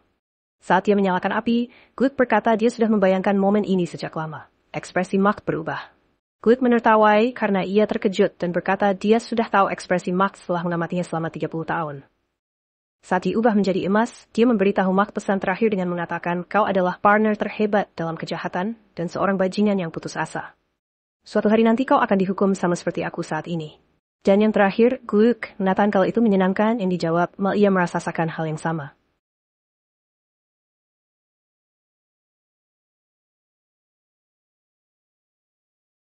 Chapter 93. Macht terlihat sedikit putus asa sampai ia lupa beberapa hari sudah berlalu. Ia terlihat tetap berada di dalam kota Weiss. Dia menyesali kenyataan bahwa dia masih tetap hidup, meskipun sudah melanggar perintah dari gelang batu perbudakan. Mac telah menciptakan Eldorado dan bukti kalau ia tidak mati diartikan kalau dia gagal mendapatkan emosi baru. Kendati demikian, Macht merasa telah mempelajari sesuatu. Iblis itu berkata pada dirinya sendiri bahwa dia tidak bisa tinggal di dalam Weiss selamanya dan memutuskan untuk pergi. Dia memutuskan untuk melanjutkan hidup dan membuatnya berhasil di lain waktu. Tetapi Seri muncul di belakangnya dan mengatakan kalau tidak akan ada waktu berikutnya baginya dan menuntut dia untuk mengembalikan semuanya seperti semula, jika tidak dirinya akan mati. Macht terkejut karena ia tidak dapat mendeteksi mana milik Seri, sampai Seri memunculkan wujudnya. Macht bertanya siapakah dia. Seri mengulangi perkataannya, dengan mengatakan bahwa iblis seharusnya tidak mempertaruhkan nyawa untuk ini. Ternyata Macht sendiri tidak dapat mengembalikan sihirnya pada orang-orang. Sambil tersenyum merendahkan, Seri menjelaskan kalau sihir adalah dunia visualisasi. Dengan demikian, mengubah orang menjadi emas tidak sama dengan menciptakan kembali orang dari emas. Karena kau adalah monster yang tidak mengerti manusia, kau tidak dapat memvisualisasikan dirimu sendiri, mengubah orang kembali dari emas, sehingga membuat kutukannya tidak dapat diubah setelah diucapkan. Macht sangat marah dengan pernyataan Seri. Meskipun Seri mengancam nyawanya, ia berbalik dan meraih bahu Seri, mencoba untuk memberikan sihirnya padanya. Namun, kutukan itu malah mulai memengaruhi tangannya, membuat iblis itu mundur. Seri tertawa. Macht segera menyadari bahwa sihirnya telah dibelokkan kembali kepadanya. Seri berkata bahwa dia akan mampu memantulkan kutukan itu ke seluruh tubuhnya jika dia mencoba mengubahnya menjadi emas dengan lebih serius. Dia mempertanyakan kenapa ia mundur dan bagaimana itu mungkin. Karena prinsip-prinsip Die Goldse tidak dapat dipahami oleh manusia. Seri memberitahunya bahwa tidak perlu memahami prinsip-prinsipnya, karena sihir yang dia gunakan, sihir pembalikan kutukan, Mistil Zila. Sihir ini hanya memantulkan apapun yang dianggap sebagai kutukan. Seri menyebutkan kalau ini adalah bukti kebijaksanaan manusia dari era mitos dan merupakan sihir primitif yang mengabaikan semua analisis dan logika. Itu adalah sihir yang tidak disukainya, tetapi sangat cocok untuk menghadapi Macht. Dia menegur Macht karena menghancurkan Weiss, berkomentar bahwa dia telah melakukan sesuatu yang sangat berlebihan. Ketika iblis itu bertanya lagi tentang identitasnya, Seri memperkenalkan dirinya sebagai penyihir agung yang telah hidup begitu lama, sehingga bahkan para iblis pun telah melupakan rasa takut yang pernah ia timbulkan. Macht mengakui bahwa Seri berbeda dari semua pemberani nekat yang pernah dilawan sebelumnya. Macht lalu mengembalikan kutukan yang terpantul di tangan kanannya dan menciptakan pedang emas. Ia menerjang ke depan dan menyerang Seri. Penyihir elf itu menahan dengan mudah dengan sihir pelintir ruang. Tak lupa, ia memuji kemampuan visualisasi Macht yang ternyata bisa mengembalikan tubuhnya yang telah menjadi emas. Ia menyerang balik dengan sihir tipe ledakan, yang berhasil dilawan Macht dengan mengubah jubahnya menjadi emas dan dijadikan perisai. Seri kembali memuji Macht dengan senyum licik, yang ternyata juga bisa mengubah pakaiannya jadi emas. Lalu Seri kembali mengejek dan mempromosi Macht. Ia kembali merendahkan Macht yang tidak mampu mengembalikan emas menjadi manusia. Ia mengejek Macht, yang meskipun memiliki teknik sihir yang luar biasa, ia tetap tidak dapat membuat visualisasi untuk manusia. Seri memprovokasi Macht dengan mengatakan kalau pada akhirnya, meskipun Macht hampir mencapai puncak sihir, pada akhirnya ia hanyalah monster. Macht tampak tersinggung dengan sindiran ini dan menyuruh Seri untuk diam. Ia membuat ulang pedangnya dan menyerang Seri dengan Zoltrak. Peri itu dengan mudah menangkisnya dengan sihir pertahanan sebelum melancarkan serangan balik yang eksplosif. Saat ledakan mereda, Macht diketahui telah melindungi dirinya sendiri dengan bola sihir pertahanan. Seri lalu memuji Macht yang bisa banyak jenis sihir manusia dan bertanya kepada Macht sihir apa yang akan ditunjukkan selanjutnya. Tetapi sebelum Macht menjawab, seorang penyihir muncul dan menghentikan pertarungan. Ia memanggil penghalang kecil untuk menyegel Macht. Salah satu penyihir itu adalah Lernen. Macht dan Seri sama-sama menyadari bahwa pertempuran mereka telah diganggu. Seri memarahi murid-muridnya karena membuat gangguan yang tidak perlu, padahal ia telah memerintahkan mereka untuk berjaga di luar. Lernen memohon kepada Seri agar tidak membunuh Macht. Menurutnya, jika ia membunuh Macht, mereka akan kehilangan sihir Diegoldze selamanya, dan kota Weiss tidak akan pernah kembali. Seri dengan enteng menegur Lernen atas ide itu, dengan mengatakan bahwa Macht terlalu kuat untuk dibiarkan hidup. Jika Macht menginginkannya, ia mampu mengubah seluruh dataran tinggi utara menjadi emas. Meskipun demikian, Lernen tetap bersikeras dengan permintaannya dan mengusulkan agar para penyihir kelas 1 yang hadir menyegel Macht di dalam kota benteng Weiss hingga mereka dapat menemukan cara untuk membalikan kutukan itu, tidak peduli berapa lama waktu yang dibutuhkan. Seri menyatakan keraguannya terhadap rencana Lernen dan mengatakan kalau El Dorado tidak akan bisa kembali. Tetapi ia menyetujui usulan itu karena ia telah bosan dan telah kehilangan minat. Seri yang seperti kehilangan mainan mengatakan kalau dirinya sudah tidak peduli dan membiarkan para penyihir itu melakukan sesukanya. Lernen mengucapkan terima kasih atas izinnya dan mulai membentuk penghalang besar tanah emas bersama para penyihir kelas 1 lainnya yang hadir. Kembali ke masa sekarang, Denken dan Frieren telah selesai membaca semua ingatan Macht. Frieren terus menganalisis ingatan Macht lebih lanjut. Proses tersebut telah menghabiskan banyak mana Frieren yang membuatnya hampir tidak bisa bergerak. Saat Fern datang di belakangnya untuk membantunya, dia berkata muridnya harus membantu memberinya makan, mengganti pakaian, memandikan, dan mengikat rambutnya. Fern membalas bahwa itulah yang selalu dia lakukan untuk Frieren. Lalu Fern merasakan mana yang besar muncul dalam waktu singkat. Di tepi penghalang, Solitaire muncul dan mengatakan kalau sudah waktunya untuk menguraikan penghalang besar El Dorado. Chapter 94. Judulnya Analisis. Ketika Denken sedang menyiapkan makanan untuk semua orang, Fern memberitahu tentang mana kuat yang dia rasakan untuk sesaat, meskipun dia meragukan validitas deteksinya karena kedekatan Golden Land mungkin telah menyebabkan salah baca. Denken setuju, mengatakan bahwa keberadaan El Dorado memang sering membuat penyihir salah deteksi mana, dan dia mengatakan deteksi mananya tidak merasakan apa-apa. Namun, dia meminta tetap waspada, karena jika itu benar, berarti mereka menghadapi musuh kuat dan licik yang telah menunggu sampai Frieren lengah dan kelelahan. Frieren setuju dengan penilaian itu, mengklaim bahwa orang ini pasti kuat, yang buat dirinya juga tidak merasakan keberadaannya. Duncan mengusulkan mereka berpatroli di daerah itu nanti dan bertanya apakah Fern tahu secara spesifik, yang dijawab oleh penyihir muda itu dengan tidak. Sembari mengatakan kalau semoga deteksi sihirnya salah. Sementara itu, Fern menyuapi Frieren dengan makanan yang baru saja dimasak. Frieren meminta Frieren untuk meniupnya karena makanan itu terlalu panas untuk dimakan, dan muridnya pun menurutinya. Melihat kejadian itu, Stark berkomentar bahwa Fern terlalu memanjakan Frieren, dan Frieren bertanya apakah dia cemburu. Stark menyangkalnya, tetapi Fern mengatakan kepadanya bahwa dia harus melakukannya secara bergiliran, yang membuat Stark bereaksi dengan bingung. Duncan memberitahu mereka bahwa mereka juga perlu menyuapi Frieren dengan sayuran. Setelah mengambil alih tugas memberi makan, Stark bertanya lagi apakah Frieren hanya bermalas-malasan. Frieren berkata kalau dia bekerja keras menganalisis ingatan Macht dan mereka harus lebih memanjakan karena jasanya. Fern setuju dan memberinya bawang, yang Frieren enggan memakannya. Stark bergabung dan mendorong Fern untuk memberinya lebih banyak bawang yang tidak disukainya. Dia bertanya berapa lama analisis akan berlangsung. Frieren menjawab akan memakan waktu 2 bulan. Ketika Stark dan Fern sama-sama menyuarakan keluhan karena waktu mereka lagi-lagi tertunda. Duncan menyela, mengatakan bahwa 2 bulan sangat cepat dan bahwa dia telah bersiap untuk menghabiskan waktu hingga 3 tahun untuk menyelesaikan analisis. Dia meminta maaf karena mengganggu perjalanan mereka dan menghabiskan waktu mereka. Setelah memahami masalahnya, Stark dan Fern meyakinkan Duncan bahwa itu adalah kejadian biasa ketika mereka bepergian dengan Frieren. Stark lalu bertanya apakah makanannya cukup, yang dibalas Duncan kalau dia bisa menanggungnya.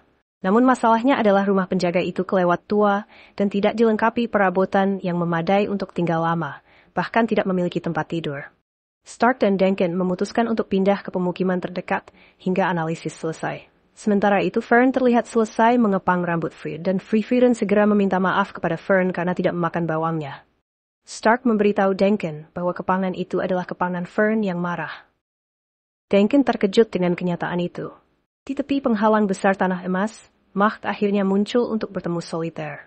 Solitaire menyapa kalau sudah lama sejak terakhir kali mereka bertemu, dia merenung bahwa Macht tidak akan mendengar suaranya karena penghalang. Solitaire terus berbicara, mengatakan bahwa Frieren the Slayer telah mulai menganalisis ingatan Macht. Walaupun kau tidak peduli, tapi Frieren adalah penyihir yang sangat brilian di antara banyak manusia. Dia melanjutkan dengan menyatakan bahwa dia datang untuk menyaksikan akhir dari mimpi liar Mash tentang hidup berdampingan yang pernah dikatakannya dulu. Aku datang membantu agar dapat melihat akhir tragis dari cerita menyedihkan ini. Solitaire berdiri dan mendekati penghalang itu, menyatakan niatnya untuk membantu Macht. Meskipun dia tidak berpikir sedetik pun bahwa Macht akan kalah melawan manusia. Solitaire mengakui kalau dirinya pengecut sejak lama, dan tidak bisa menyangkal resah dan takutnya. Ia juga mengatakan dirinya belum cukup bijaksana untuk bisa merendahkan manusia. Saat dia menyentuh penghalang itu bereaksi dan menghalangi usahanya. Solitaire kemudian mengerti mengapa seseorang sekuat Macht tidak mampu menghancurkan penghalang itu sendiri. Penghalang itu diciptakan oleh banyak penyihir hebat, yang masing-masing menerapkan beberapa teori sihir manusia di berbagai negeri dan ras. Ini adalah wujud dari kebijaksanaan manusia. Mengartikan bahwa tanpa pengetahuan yang mendalam tentang sihir manusia, tidak ada iblis yang akan mampu menguraikannya, kecuali mereka cukup eksentrik untuk meneliti sihir manusia, dan Solitaire mengakui kalau dirinya adalah iblis eksentrik. Dia mulai menganalisis penghalang itu dan ternyata dia akan membutuhkan waktu 2 bulan untuk menyelesaikannya. Sementara itu, Macht tampaknya tidak bereaksi positif atau negatif terhadap prospek itu. 2 bulan telah berlalu. Duncan dan Frieren's Party terlihat melanjutkan rutinitas harian mereka di kota terdekat, meluangkan waktu untuk berpatroli di sekeliling Golden Land untuk mencari kemungkinan penyergap. Namun, mereka tidak menemukan siapapun.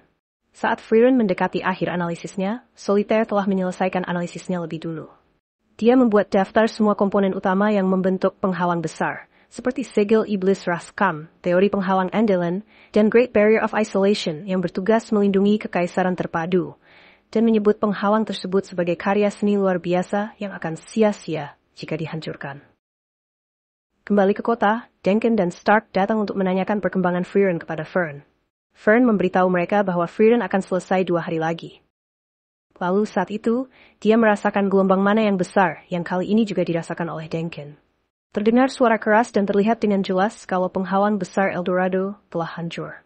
Macht sedang duduk di air mancur di dalam kota dan melirik gelang batu perbudakan saat penghalang itu hilang.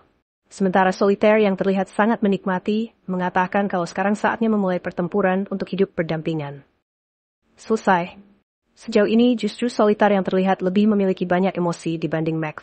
Kedepannya akan memasuki pertempuran intens, di mana Sake of Destruction akan kembali melawan Frieren. Belum jelas apakah Solitaire akan terlibat dalam pertempuran ini, ataukah hanya datang untuk menonton akhir petualangan Masht.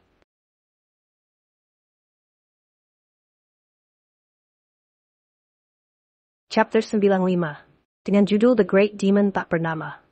Setelah Fern, Stark dan Denken menyaksikan penghalang itu hancur, Denken mendeteksi keberadaan iblis dengan level mana yang mirip dengan Macht dan berkomentar bahwa Macht sekarang bebas. Kelompok itu menyaksikan Eldorado semakin meluas dengan lingkungan sekitarnya yang berubah menjadi emas. Mereka memutuskan membawa Frieren ke tempat aman dan mengungsikan penduduk yang berada di sekitar Eldorado. Sementara itu, Solitaire bertemu Macht di Weiss. Macht bertanya maksud dari Solitaire dan Solitaire balik, bertanya apakah Macht telah menemukan emosi yang dicarinya. Macht tidak menjawab yang diartikan Solitaire kalau ia belum menemukannya. Solitaire mengingatkan Macht mengenai perkataannya sebelumnya. Ia mengatakan kalau niat Macht untuk hidup dengan manusia adalah hal yang mustahil karena ideologi kita berbeda. Solitaire menambahkan kalau ia tidak membenci rasa ingin tahu Macht. Macht bertanya tujuan dari Solitaire dan Solitaire menjawab kalau eksperimen Macht telah gagal. Dan setelah gagal berkali-kali, Solitaire yakin kalau Macht pada akhirnya akan mendapatkan jawaban. Solitaire mengajak Macht untuk bergerak dan meminta untuk membantunya, karena dirinya juga ingin membuktikan kalau manusia dan iblis yang hidup berdampingan hanyalah mimpi. Di luar Weiss, Denken dan yang lainnya sedang bergegas bepergian dengan kereta dan Frieren sedang tertidur karena mengerahkan semua kemampuannya untuk menyelesaikan analisis terakhirnya. Fern menyadari iblis yang menghancurkan penghalang sedang mendekat ke arah mereka. Menyadari kerentanan kelompok mereka dan mempertimbangkan penduduk desa yang ikut dievakuasi, Fern dan Stark memutuskan untuk tinggal menahan iblis dan menyerahkan warga sipil dan Frieren ke Denken. Pasangan itu akhirnya bertemu Solitaire, dan iblis itu menyatakan bahwa dia tidak ingin bertarung, tetapi sebaliknya, dia hanya ingin belajar dan berbicara dengan mereka. Solitaire mulai menyapa dengan cara manusia. Dia memperkenalkan dirinya sebagai iblis besar Solitaire. Fern mencatat bahwa namanya tidak dikenal olehnya maupun Stark, walaupun Fern sangat hafal dengan nama-nama iblis kuat setelah diajari banyak oleh Frieren. Fern menyimpulkan bahwa Solitaire mungkin adalah iblis besar yang tidak disebutkan namanya. Dia mengingat nasihat Frieren untuk segera melarikan diri setelah bertemu iblis yang tidak memiliki nama. Karena kemungkinan bahwa iblis besar itu tidak diketahui namanya karena ia telah membunuh semua manusia yang ditemuinya dan tidak ada yang tersisa untuk menceritakan kisahnya. Stark bersiap menghadapi Solitaire, karena mereka tidak bisa lari. Mereka memutuskan untuk setidaknya mengulur waktu. Tetapi, Solitaire mengklaim bahwa dia tidak seperti yang mereka kira. Solitaire menyebut dirinya hanya menjalani kehidupan menyendiri dan tidak pernah membunuh siapapun. Baik Fern maupun Stark menggertak dan menganggapnya berbohong. Dan Fern mencium bau kematian dari Solitaire. Fern segera melemparkan Zoltark padanya. Solitaire tidak terpengaruh dan terlihat menggunakan sihir pertahanan untuk memblokir serangan itu. Ketertarikannya dan keterampilan Solitaire pada sihir manusia mengejutkan Fern. Solitaire menjadi tertarik pada kemampuan Fern dan mulai menghujaninya dengan banyak pertanyaan. Solitaire sangat bersemangat dan berusaha mengobrol seperti manusia ekstrovert, tetapi Fern mengabaikannya dan mulai melancarkan serangan lain. Tiba-tiba, tanpa Fern sadari, bahunya telah tertusuk pedang raksasa. Dan saat Stark pergi untuk merawatnya, langit telah dipenuhi dengan banyak pedang yang sama. Solitaire mengancam akan memotong lengan mereka jika mereka terus menyerang. Dan karena merasa diabaikan, Solitaire merasa mereka tetap bisa berbicara, walau tangan mereka terpotong. Solitaire menyerang, tetapi Stark memukul salah satu pedang itu ke udara dan menyuruh Fern melarikan diri. Solitaire memuji bagaimana pasangan itu masih bersedia menghadapinya, meskipun mereka sangat takut. Solitaire dan terus-menerus menyerang Stark. Stark terkena banyak serangan dari pedang hingga terluka dan tersungkur. Namun ia kembali bangkit dengan luka-lukanya. Solitaire kembali terkagum dan menganggap umat manusia sangat luar biasa. Solitaire mengatakan kalau Stark akan mengajarinya banyak hal tentang manusia. Chapter 96, dengan judul Guru dan Murid. Setelah Fern dan Stark berpisah dari kelompok, Denken memberitahu penduduk desa yang dievakuasi bahwa dia akan tetap tinggal untuk menghadapi Macht. Dia memerintahkan mereka untuk membawa Frieren dan menuju ke Kaisaran, di mana bahkan Macht dikatakan tidak akan bisa masuk ke sana. Warga sipil mendoakan yang terbaik bagi Denken dan dia pergi. Akhirnya Denken bertemu dengan Macht. Macht menyatakan bahwa dia ingin meninggalkan negara itu dan memusnahkan semua yang mengenalnya, sehingga dia dapat memulai sesuatu yang baru. Dan karena Frieren merupakan gangguan terhadap tujuan ini, dia harus menyingkirkannya. Denken menyela dan mengatakan kepadanya bahwa dia masih berpegang pada peluang kecil bahwa Macht dapat mengembalikan Eldorado kembali normal. Denken menyatakan dia menghormati Macht sebagai gurunya dan pelayan West yang mengabdi untuk rakyatnya. Denken mengatakan kepadanya Macht bahwa jika dia berniat meninggalkan negeri ini, maka tak ada alasan membiarkannya hidup. Denken merasa sudah kewajiban baginya untuk menyingkirkan semua yang mengancam umat manusia. Macht mempertanyakan kestabilan mental Denken setelah mendengar pernyataannya. Dan Denken menjelaskan bahwa dia menghindari menghadapinya bukan karena takut atau kurang percaya diri, tetapi karena dirinya merasa bisa mengakhiri semua ini dengan lebih baik. Macht menganggap Denken terlalu percaya diri karena merasa mampu mengalahkannya. Denken menjawab kalau dia telah berlatih untuk hari ini, dan dia tidak akan tahu hasilnya sampai dia setidaknya mencoba. Saat Macht melepaskan mananya, Denken memahami perbedaan kekuatan mereka dan berkomentar bahwa sudah lama sejak dia merasa dekat dengan kematian. Namun, dia menyatakan bahwa dia merasa ada sedikit peluang untuk menang. Denken merasa akan sangat buruk untuk kisahnya jika memilih menyerah. Macht menganggap bahwa Denken selalu keras kepala. Keduanya beradu menggunakan sihir mereka, yang disamakan Macht dengan sesi latihan mereka sebelumnya. Ia terkesan dengan teknik dan kontrol Denken yang matang, karena ia mampu bereaksi dan menanggapi serangannya dengan cara yang berbeda dari sebelumnya. Setelah Macht menghindari tembakan dari Denken, ia memuji muridnya atas kemampuannya.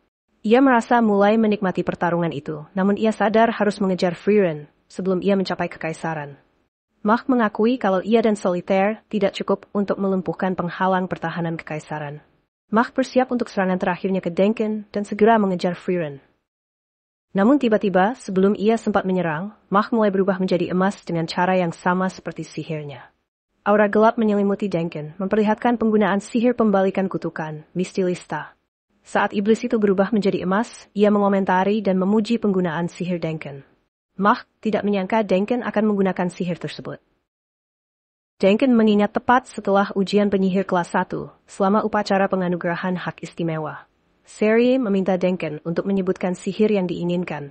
Dia memilih sihir pembalikan kutukan, Mystilista, dan Seri mempertanyakan keinginan Denken karena sihir ini hanya efektif dalam pertempuran dan sangat membosankan. Denken tidak menjawab, dan Seri menyebutkan bahwa itu tetap merupakan pilihan yang layak. Seri menjelaskan kalau butuh 100 tahun untuk mempelajarinya dengan cara biasa. Namun Seri menggunakan sihir khusus yang dapat mempercepat akuisisi sihir tersebut. Dengan menggunakan sihir transfer mantra Firvelia, Seri melampirkan sihir dan 100 tahun latihannya ke dalam grimoire yang dia berikan kepada Denken. Denken mengamati bahwa sihir yang dia hadiahi sebenarnya adalah naturalisasi dari waktu yang dia habiskan untuk mempelajarinya, yang pada dasarnya memberikan sebagian dari masa hidupnya. Sens yang berdiri di dekatnya menyebutkan bahwa Seri tidak akan bisa lagi bertahan melawan kutukan, tetapi Seri mempertegas bahwa dirinya adalah yang terkuat dalam sihir, dan dia memiliki banyak metode lain untuk mencegah kutukan memengaruhinya. Selain fakta bahwa dia bisa mempelajari kembali sihir itu, karena 100 tahun tidak berarti apa-apa baginya. Karena alasan-alasan seperti ini, dia menegaskan kembali bahwa hak istimewa bagi penyihir yang menjadi kelas 1 adalah mutlak. Sihir apapun yang dia minta akan diberikan.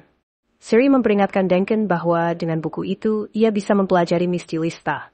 Namun ada batasan bagi manusia, di mana penggunaan Mystilista menghabiskan banyak mana. Seri memperingatkan kalau Denken tidak akan dapat menggunakannya terus-menerus seperti dirinya. Seri menambahkan kalau Denken harus tahu kapan menggunakannya. Denken meyakinkan Seri bahwa ini bukan masalah baginya. Kembali ke masa sekarang, Denken menyatakan bahwa ia sangat menyadari kapan Macht akan mengeluarkan sihir kutukannya, meskipun sihir itu tidak terlihat dan tidak terdeteksi. Ia tahu. Denken mengatakan kalau ia menghabiskan waktu bertahun-tahun mengamatinya sebagai gurunya. Ia juga mengatakan kalau ia tahu kalau Macht dapat kembali normal, bahkan jika ia berubah sepenuhnya menjadi emas.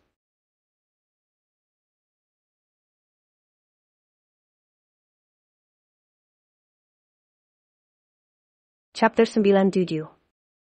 Di tempat berbeda dari pertarungan Denken dan Macht, Fern dan Stark terus bertarung melawan Solitar. Walau terluka, Fern dan Stark terus berdiri dan menyerang. Solitaire dengan mudah membalas serangan mereka sambil berkomentar bagaimana dia selalu senang berbicara dengan manusia dan mendengar cerita tentang kehidupan, kebiasaan, lingkungan mereka, dan terutama hubungan antara keluarga mereka, karena masyarakat iblis tidak memiliki konsep seperti itu. Selain itu, Solitaire menyebutkan bahwa impian masa depan manusia dan kata-kata terakhir mereka saat kematian juga menarik baginya. Menjelajahi budaya, adat istiadat, dan teknik sihir manusia melalui percakapan semuanya adalah subjek penelitian Solitaire.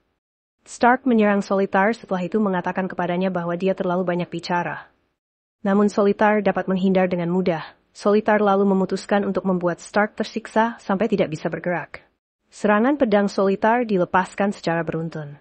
Saat Solitaire dan Stark saling berhadapan, Fern menembakkan Zoltrak dan berhasil menembus pertahanan dan merusak lengan Solitaire. Terkejut, Solitaire menyimpulkan bahwa Fern mampu melewati pertahanannya yang tepat waktu. Solitaire sadar kalau Zoltrak Fern berbeda dan sangat cepat. Dia bertanya pada Fern sihir apa yang dia gunakan, tetapi Fern mengabaikannya dan mengirim beberapa serangan yang semuanya mengarah ke Solitaire hingga menciptakan ledakan besar. Ketika asap menghilang, Fern menyadari bahwa Solitaire praktis tidak terluka meskipun semua serangannya mengenainya secara langsung. Fern menyadari bahwa sihir, teknik, dan semua latihannya selama ini tertekan oleh mana yang sangat besar milik Solitaire. Fern mengatakan kalau perbedaan mana ini adalah dinding biologis, buah dari perbedaan rentang hidup dirinya dan Solitaire. Solitaire memberitahu Fern bahwa dia belum pernah melihat sihir seperti milik Fern, yang menurutnya merupakan pengembangan dari Zoltrak, yang menjadi sangat cepat dan berterima kasih padanya atas kesempatan untuk menyaksikannya. Sebagai balasan, Solitaire menunjukkan sihir khususnya. Dan seketika Stark dan Fern langsung menerima banyak tebasan di sekujur tubuh mereka. Solitaire mengungkapkan bahwa sihir ini disebut serangan mana, bentuk sihir yang sederhana dan murni. Solitaire lalu mencoba meredakan suasana dan menyatakan bahwa mereka tidak perlu khawatir karena dia hanya ingin berbicara dengan mereka dengan santai daripada langsung membunuh mereka. Sembari berbicara, Fern kembali menyerang dan melukai bahu Solitaire. Solitaire lalu sedikit waspada dan menyadari bahwa jika serangan itu tidak sedikit melenceng, Fern akan memberikan serangan kritis. Solitaire kembali terkesan dengan kemampuan pengamatan, akurasi, dan kemampuan Fern untuk mempertahankan kecepatan serangannya walau dalam keadaan terluka. Solitaire kembali mengungkapkan ketertarikan kepada Stark dan Frieren. Namun, tiba-tiba ketiganya didekati oleh Die Goldze milik Macht dan Stark serta Fern berubah menjadi emas. Solitaire tidak terpengaruh dan merasa sangat kecewa tentang akhir pertempurannya. Pada saat yang sama, Denken terus berhadapan dengan Macht, dan iblis itu menyebutkan bahwa pembalikan kutukan Denken melalui Mistilista hanya akan berhasil selama Denken bisa memprediksi kapan Die Goldze akan digunakan. Macht menganggap itu akan menjadi tidak efektif begitu dia mengaktifkan Die Goldze secara terus-menerus. Macht mempertanyakan Denken tentang berapa lama dia akan mampu bertarung, karena dia sendiri dapat terus bertarung selama 3 hari 3 malam, bahkan dengan Mistilista yang aktif. Menyadari kemampuan Macht, Denken mulai terbang menjauh, tetapi Macht menyebutkan bahwa usahanya akan sia-sia karena penyebaran emasnya lebih cepat dari Denken. Denken dalam hati berkomentar bahwa dia setidaknya harus menyelamatkan Frieren dari transmutasi menjadi emas. Denken merasa bertanggung jawab telah menyeret Frieren dan anggota kelompoknya terlibat dalam masalah ini. Denken berusaha terbang menjauh agar Die Goldze tidak mencapai Frieren. Denken terbang dengan kecepatan penuh. Namun Solitaire tiba-tiba muncul di depan Denken dan menyerangnya, serta memintanya untuk memberikan beberapa kata terakhir. Denken, dengan usaha terakhirnya menonaktifkan Mistilista dan membuat tubuhnya menjadi emas, sehingga ia tidak terkena serangan pedang Solitaire. Setelah menyaksikan tindakannya, Solitaire mengatakan bahwa Denken juga seorang penyihir hebat. Saat wajah Denken berubah menjadi emas, ia meminta maaf kepada Frieren dan kelompoknya. Seluruh area telah berubah menjadi emas, bahkan Frieren dan pengungsi juga berubah. Macht menyimpulkan semuanya telah berakhir dan mengajak Solitaire pergi. Solitaire mengungkapkan bahwa dia merasa situasi itu membosankan. Macht mengatakan kepadanya bahwa kebosanan adalah kejadian alami yang jadi keseharian bagi mereka. Saat Solitaire melihat kembali ke hutan emas yang baru saja berubah, dia memberitahu Macht kejadian menarik yang baru-baru ini disaksikannya di lokasi kekalahan Aura oleh Frieren. Solitaire mempelajari sisa mana yang menunjukkan Frieren telah berhasil menghilangkan sihir Auserlitz yang dilemparkan ke pasukan mayat Aura. Solitaire berkomentar bahwa Frieren telah mengamati sihir Aura selama 80 tahun sejak Aura berhadapan dengan Partai Pahlawan. Macht tidak percaya dengan cerita itu dan menganggap Frieren tidak akan mampu menguraikan sihir salah satu dari 7 Sage of Destruction. Solitar mulai penjelasannya kalau bukan itu yang dilakukan Frieren. Solitar setuju kalau prinsip dasar dari sihir iblis tidak akan bisa diuraikan oleh manusia, karena sangat berbeda secara biologis. Namun pasti Frieren menemukan cara membatalkan sihir aura, tanpa perlu mengetahui prinsip dasarnya. Solitar melanjutkan penjelasannya yang intinya adalah manusia mampu melakukan observasi terhadap sesuatu. Menyadari apa yang dimaksud Solitar, Macht menyebutkan bahwa ingatannya sudah dianalisis oleh Frieren, dan bertanya-tanya seberapa sering dia menggunakan dia Goldze pada abad terakhir. Solitar mengatakan kepadanya bahwa pertempuran mereka belum berakhir, dan akan memasuki tahap paling menarik, karena musuh mereka adalah Frieren the Slayer. Frieren yang terlihat menjadi emas mengingat sebuah kejadian dengan parti pahlawan, di mana kelompok itu terjebak dalam penghalang yang dibuat oleh Immortal Boss, salah satu dari 7 Sage of Destruction. Setelah dikurung, Frieren putus asa dan memberitahu Himmel bahwa upaya mereka untuk melarikan diri akan sia-sia, dan mereka tidak bisa lagi melanjutkan perjalanan. Tanpa gentar, Himmel mengingatkan Frieren bahwa sihir tidak dapat diwujudkan jika dia tidak dapat memvisualisasikannya, dan bertanya padanya, apa yang ingin dia lakukan jika mereka menyerah sekarang. Frieren menjelaskan bahwa menyerah dan tidak dapat memvisualisasikan sihir adalah hal berbeda. Dia mengungkapkan ini dengan bertanya kepada Himmel terlebih dahulu, apakah dia bisa menghancurkan kenari dengan tangan kosong, dan ketika Himmel menjawab bahwa dia bisa, dia melanjutkan dengan bertanya apakah dia bisa melakukan hal yang sama dengan berlian. Dia menunjukkan bahwa dia secara internal berpikir dia tidak bisa, dan dia tidak dapat memvisualisasikan dirinya melakukannya juga, karena itu adalah tugas yang terlalu sulit bagi manusia. Aizen menyela dan menyatakan bahwa ia akan mampu menghancurkan berlian. Tetapi Frieren mencatat bahwa meskipun ia tahu Aizen mampu melakukannya, ia sendiri tidak mampu, dan itulah perbedaan sebenarnya antara dirinya dan Bos. Dengan demikian, ia tidak akan mampu menghilangkan penghalang tersebut karena pertempurannya antara dia dan Bose. Setelah mendengarkan, Himmel berdiri dan menyiapkan pedangnya, memberitahu Frieren bahwa dia akan membantunya bervisualisasi karena tidak ada yang mustahil. Dia menyerang penghalang itu dengan pedangnya dan sedikit merusaknya. Himmel memberitahu Frieren bahwa penghalang itu bisa dihancurkan. Aizen juga mempersiapkan dirinya untuk menyerang penghalang itu, dan Frieren akhirnya luluh dan ikut untuk mencoba. Sembari menyiapkan sihirnya, Frieren menyebutkan bahwa dia tidak yakin berapa lama waktu yang dibutuhkannya. Tetapi Haithor meyakinkan mereka kalau dia tidak perlu khawatir tentang waktu, karena Haithor telah merapalkan mantra yang dapat membuat mereka tetap hidup selama 2 bulan, bahkan tanpa oksigen, makanan, atau air selama 2 bulan. Kembali ke masa sekarang, Frieren terbangun dan menghilangkan sihir transmutasi di sekitarnya. Ia berkomentar bahwa analisisnya terhadap ingatan Macht sudah lengkap, dan mulai sekarang, Frieren menganggap dia Goldze bukan lagi kutukan. Chapter 98. Dengan judul Penghargaan dan Retribusi, kita berpindah ke Denken yang sekarang menjadi emas dan sedang bermimpi. Terlihat Denken muda dibangunkan oleh istrinya, Lecture, dan Denken meminta maaf karena tertidur. Lecture melihat lencana barunya dan mengucapkan selamat atas promosinya. Denken mengatakan bahwa dia akan diberi cukup uang agar mereka berdua bisa hidup nyaman, sehingga Lecture tak perlu mati. Tetapi Denken tiba-tiba menyadari bahwa dirinya yang sekarang sedang bermimpi. Dia memberitahu Lecture dalam mimpinya bahwa pada malam dia menerima lencana itu. Sehari sebelum dia seharusnya pulang.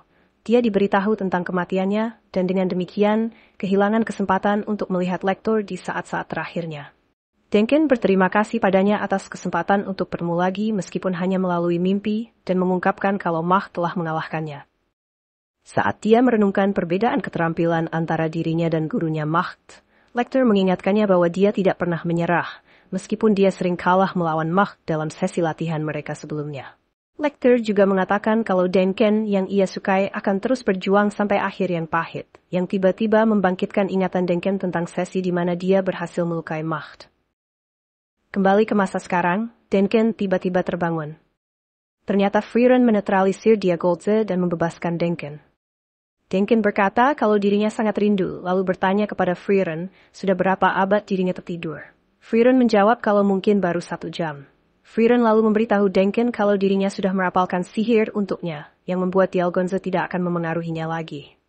Tiba-tiba Macht dan Solitaire segera menemukan mereka, meskipun Frieren menyembunyikan mana. Macht menyuarakan keheranannya atas tindakan Frieren yang mampu menetralisir Dialgonze.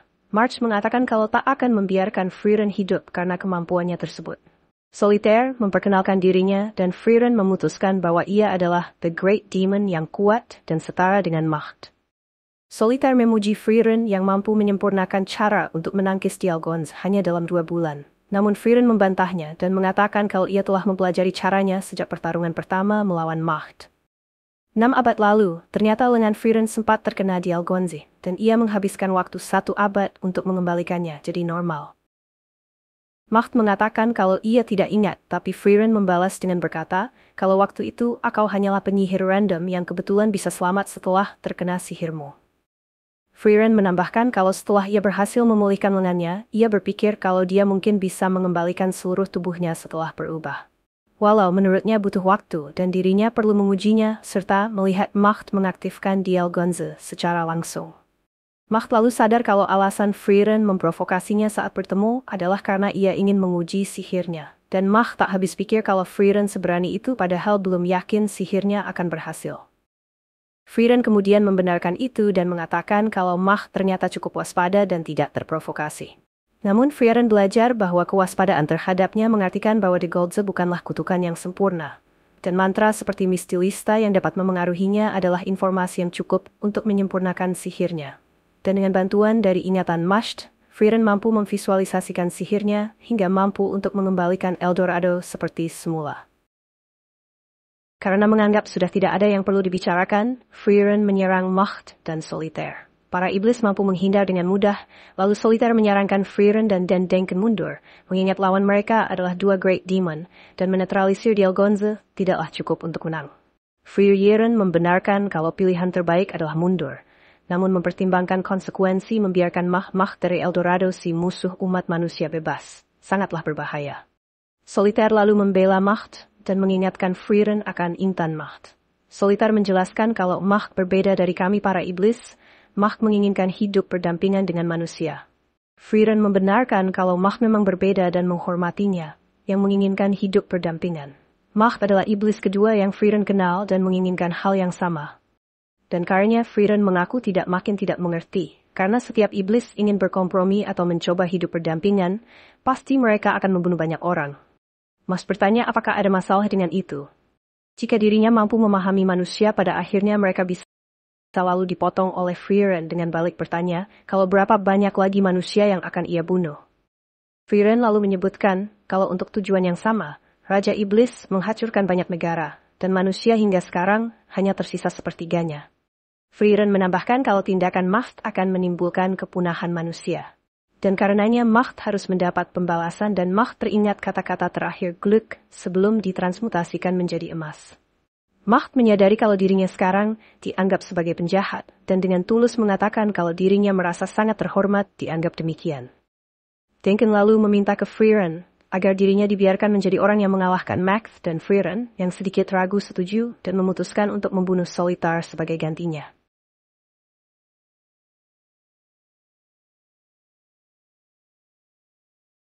Chapter 99. Solitaire yang terlihat senang karena Frieren akan menjadi lawannya, lalu menyerang Frieren dengan pedangnya secara beruntun. Frieren mampu bertahan dengan sihir pertahanan miliknya. Frieren lalu menyadari kalau dirinya semakin jauh dari Eldorado dan telah terpisah sepenuhnya dengan Denken. Frieren lalu menyerang dengan sihir api, dan Solitaire dapat menahannya dengan sihir pertahanan. Solitaire menyadari kalau Frieren benar-benar kuat dan mampu mendominasinya. Solitaire sambil tersenyum berkata kalau dirinya merasa khawatir dan akan memakai sihir yang memberinya peluang untuk menang. Berbeda saat menghadapi Fern dan Stark, sekarang Solitaire bertarung dengan niat membunuh. Sambil terus menyerang dengan melontarkan banyak pedang, Solitaire berkata ke Frieren kalau tak perlu mengkhawatirkan temannya Denken, karena saat ini mungkin dia telah mati oleh Macht. Dengan kecepatannya, Frieren menghindari dan menahan dengan sihirnya semua pedang Solitaire. Frieren berkata kalau Solitaire sangat sok tahu terkait pikirannya. Frieren mengatakan dia tidak mengkhawatirkan Denken. Ia mempercayakan punggungnya padanya. Frieren menentukan prioritas utamanya adalah mengalahkan Solitaire. Dengan petir dari tongkatnya, Frieren menyerang. Solitaire tidak percaya dengan kepercayaan diri Frieren. Ia mengklaim kalau Macht tidak akan kalah oleh sihir Denken, meskipun ia tak bisa memakai Dialgonzi. Namun Solitaire meralat ucapannya dan mengatakan kalau dirinya tak boleh berpikir begitu. Kesombongan cenderung menjadi kelemahan dan kesalahan fatal bagi predator. Karena itulah banyak iblis yang mati. Meski telah diburu sejak lama, kami para iblis tetap tidak mengerti apa artinya diburu. Solitar lalu menghilangkan semua pedangnya dan mendarat ke tanah. Ia mengatakan kalau dirinya ingin berbicara banyak dengan Frieren, namun pilihan terbaik menurutnya adalah melenyapkannya, dan segera pergi untuk membantu Mah jika skenario terburuk terjadi. Frieren menyadari perubahan aliran mana Solitar, dan tiba-tiba sihir pertahanannya pecah dan terkena serangan mana Solitar. Frieren terhempas jauh. Serangan mana Solitar sangat kuat hingga membuat apa yang dilewatinya hancur dan Frieren mendapatkan luka di bahunya. Solitar memperkenalkan sihirnya dan menganggapnya ironis. Baginya yang telah menyelesaikan banyak penelitian tentang jenis sihir, malah menjadikan sihir dasar sebagai senjata andalannya. Baginya mantra sederhana dengan meledakkan mana masih menjadi sihir terbaik untuk membunuh manusia dengan cepat. Frieren terbang dan mencoba menyerang, namun Solitar lagi-lagi menembakkan mananya dan mengenai Frieren. Solitar mengakui besarnya mana Frieren dan menganggap menyerang terus-menerus dengan ledakan mana adalah cara paling efektif. Frieren yang terluka mengakui kalau dia dan Solitar tidak memilih perbedaan jumlah mana yang jelas. Sambil terbang dan mengitari Solitar, Frieren menyerang dengan sihir api. Solitar terkena serangan dan dalam keadaan jatuh, ia masih sempat mengeluarkan serangan mana. Frieren menyadari kalau mana Solitar berasal dari dimensi lain, serangan yang selalu sama dengan kepadatan tak terukur. Frieren mengakui kalau dirinya tidak akan bertahan lama jika terkena serangan itu terus-terusan. Frieren mengklaim kalau dirinya akan mati dalam satu serangan, tergantung dari arah mana Solitar menyerang. Dengan serangan petir, serangan api, Frieren telah mencoba berbagai jenis sihir untuk menyerang. Namun mana yang padat menyelimuti Solitar dan menjadi penghalang semua jenis serangan. Frieren lagi-lagi memuji Solitar yang mampu memanipulasi dan menstabilkan mananya. Selain itu, Solitar tak butuh mantra untuk sihirnya dan membuatnya terlihat seperti menantang semua logika. Frieren kembali terkena serangan dan terlempar jauh. Dengan bersandar dan bersembunyi di balik pohon dengan lukanya, Frieren berkata kalau inilah alasan mengapa dirinya membenci iblis tanpa nama.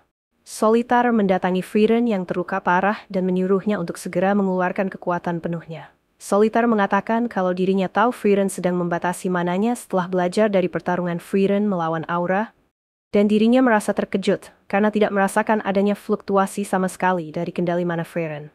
Solitar yang bahagia berkata kalau dirinya bersyukur belajar dari pertempuran Aura, karenanya dia dapat kesempatan untuk melihat mana Frieren, yang menurutnya jika dirinya tidak tahu Frieren membatasi mananya, dia mungkin akan mati sebelum melihat kekuatan Frieren. Solitar mengatakan kalau dirinya belum memberitahu siapapun terkait pembatasan mananya dan menurutnya orang lain tidak akan percaya padanya. Frieren kembali bersiap menyerang. Solitar memprovokasi Frieren dengan mengatakan kalau muridnya juga melakukan pembatasan mana. Tapi itu belum sempurna dan tidak akan berhasil jika melawan Great Demon. Solitar menunjukkan bahunya dan mengatakan kalau luka itu dari murid-muridnya yang bertarung dengan baik dan memuji Frieren yang menjadi guru hebat. Frieren lalu tersenyum dan berkata, ternyata Fern sudah bisa sekarang. Frieren menduga Fern dan Stark sekarang berubah menjadi emas di suatu tempat. Namun Solitar dengan provokasi terakhirnya mengatakan kalau dirinya telah membunuh kedua muridnya itu. Lalu Frieren tanpa ekspresi hanya menjawab begitu ya. Aku pikir aku sudah mengajari mereka cara untuk melarikan diri. Frieren seperti terlihat terpukul tapi tak tahu apa yang dirasakan dan harus berekspresi bagaimana. Solitar yang terbang ke arahnya lalu dihempaskan Frieren dengan satu tangan. Kemudian terlihat aura mana Frieren yang tak dibatasi meluap sangat besar. Frieren menunjukkan dan menyerang aura dengan ledakan mana. Sihir yang mampu dikuasai Frieren hanya dengan melihat aura. Frieren mampu memvisualisasikan sihir ini karena aura mengatakan kalau ini sihir yang sederhana. Chapter 11. Terkena serangan, Solitar terlempar jauh sampai menabrak pohon. Frieren mendatanginya dan Solitar tertawa sangat bahagia. Solitar memuji Frieren sangat hebat. Bagi Solitar menyatakan telah melewati banyak pengalaman dan pembicaraan, ia mengakui kalau ini pertama kalinya dirinya harus bertahan dalam pertarungan dengan mempertaruhkan nyawanya. Solitar tiba-tiba muncul di depan Frieren menciptakan mana di telapak tangannya dan akan meledakkannya tepat di wajah Frieren. Frieren menghindar dengan mudah dan berbalik memberikan serangan yang sama ke Solitar. Solitar tidak terluka. Solitar kembali tertawa dan bersiap melemparkan serangan mana yang banyak. Lalu diperlihatkan siluet pertarungan dengan ledakan yang mencakup banyak area di dalam hutan, menandakan pertarungan ini sangat intens dan dengan kecepatan tinggi. Lalu terlihat area sekitar telah rata. Frieren berjongkok kelelahan di depan Solitar. Frieren menyadari kalau ledakan mana yang ia ciptakan masih kurang untuk menembus pertahanan Solitar. Frieren berpikir kalau dirinya tidak akan bisa berahan selamanya dalam pertempuran mana dengan Solitar yang disebutnya monster mana. Solitar kemudian mengajak Frieren mendengarkan ceritanya yang disetujui Frieren karena akan memberinya waktu untuk berpikir. Solitar menyebutkan kalau dirinya dekat dengan kebijaksanaan manusia, keberanian dan kekuatan manusia dalam membagi dan mengembangkan teknik sihir telah menjadi tujuannya sama seperti manusia. Solitar merasa tidak memiliki keangkuhan iblis yang menganggap kalau manusia tidak akan bisa memburu dan mengalahkannya. Karena itu ia sudah tahu dirinya suatu saat pasti akan mati oleh manusia dan telah mempersiapkan kata-kata terakhirnya. Solitar telah membayangkan dirinya memohon untuk hidupnya. Dan menurutnya Frieren mungkin akan menjadi orang yang membunuhnya, jadi Frieren harus mendengarnya. Solitar mulai memohon, mengatakan kalau maaf, aku akan mengubah caraku hidup, jangan bunuh aku. Aku hanya ingin berteman, tapi aku tidak tahu bagaimana caranya. Frieren berkata kalau dirinya sudah sering mendengar kata itu. Solitar terkejut dan mengatakan kalau berarti pikiran Frieren sudah sangat berbeda dengan pikiran manusia. Solitar menghina Frieren yang terus membunuh tanpa pernah mendengarkan mereka. Solitar mengatakan kalau dirinya tidak tahu lagi siapa yang monster di antara mereka. Solitar mengomentari ekspresi Frieren dan memintanya mengatakan apa yang dipikirkan saat ini. Frieren membalas dengan mengatakan kalau ini bukan percakapan. Frieren menganggap Solitar membacanya seperti sebuah buku. Ia mengakui pengetahuan Solitar sangat mengerti psikologi manusia. Ia menganggap kalau Solitar adalah iblis yang paling mengerti dari iblis manapun yang pernah ditemui Frieren. Dan Frieren menutupnya kalau bagaimanapun Solitar tidak akan bisa hidup dengan manusia. Frieren menyamakan tindakan Solitar dengan seseorang yang mengurung binatang untuk diamati. Solitar kembali bertanya apa yang dipikirkan Frieren. Dan Frieren menjawab kalau lawannya adalah iblis kejam Solitar, dirinya tidak perlu mempertanyakan tindakannya dan tidak perlu menyesalinya, setidaknya untuk sekali dalam 1000 tahun. Berpindah ke pusat Eldorado di mana Denken sedang bertarung dengan gurunya. Macht menganggap Denken makin akurat dan bisa membaca setiap gerakannya. Macht masih bertarung dengan pedangnya, walau di Elgonze tidak berpengaruh lagi ke Denken. Macht menyadari kalau Denken mengingat semua gerakannya saat melatihnya dan ia bertambah kuat dalam waktu yang singkat. Namun, Macht tetap percaya diri kalau perbedaan mereka masih jauh dan semakin lama pertarungan berlangsung, semakin ia diuntungkan. Denken menyadari kalau semua sihir terkuatnya tak ada yang mampu melukai Macht, dan mengingat kalau ini sama dengan 50 tahun lalu, di mana sihirnya tidak dapat mencapai Macht. Denken memutuskan menyerang dengan Soul Track dan membuat Macht sedikit terluka. Macht terkejut dengan kecepatan Soul Track Denken. Denken terus menyerang dengan Soul Track. Ia berpikir sekuat apapun Macht, Soul Track masih menjadi sesuatu yang baru baginya. Sementara bagi manusia, Soul Track adalah sihir dasar. Macht yang selama ini tersegel di Eldorado belum pernah melawan Soul Track yang telah dikembangkan oleh pengetahuan manusia. Macht terkejut karena Soul Track yang mengenainya tidak seperti Soul Track yang diketahuinya. Dan setelah penjelasan Denken, Macht mengatakan kalau lawannya sekarang adalah pengetahuan umat manusia. Mereka berdua sepakat untuk segera mengakhiri pertarungan itu. Macht lalu memusatkan partikel sihir Soul Track pada pedangnya dan mengubahnya menjadi tombak. Macht berkata ke Denken kalau aku adalah mastermu dan musuh yang akan kau kalahkan.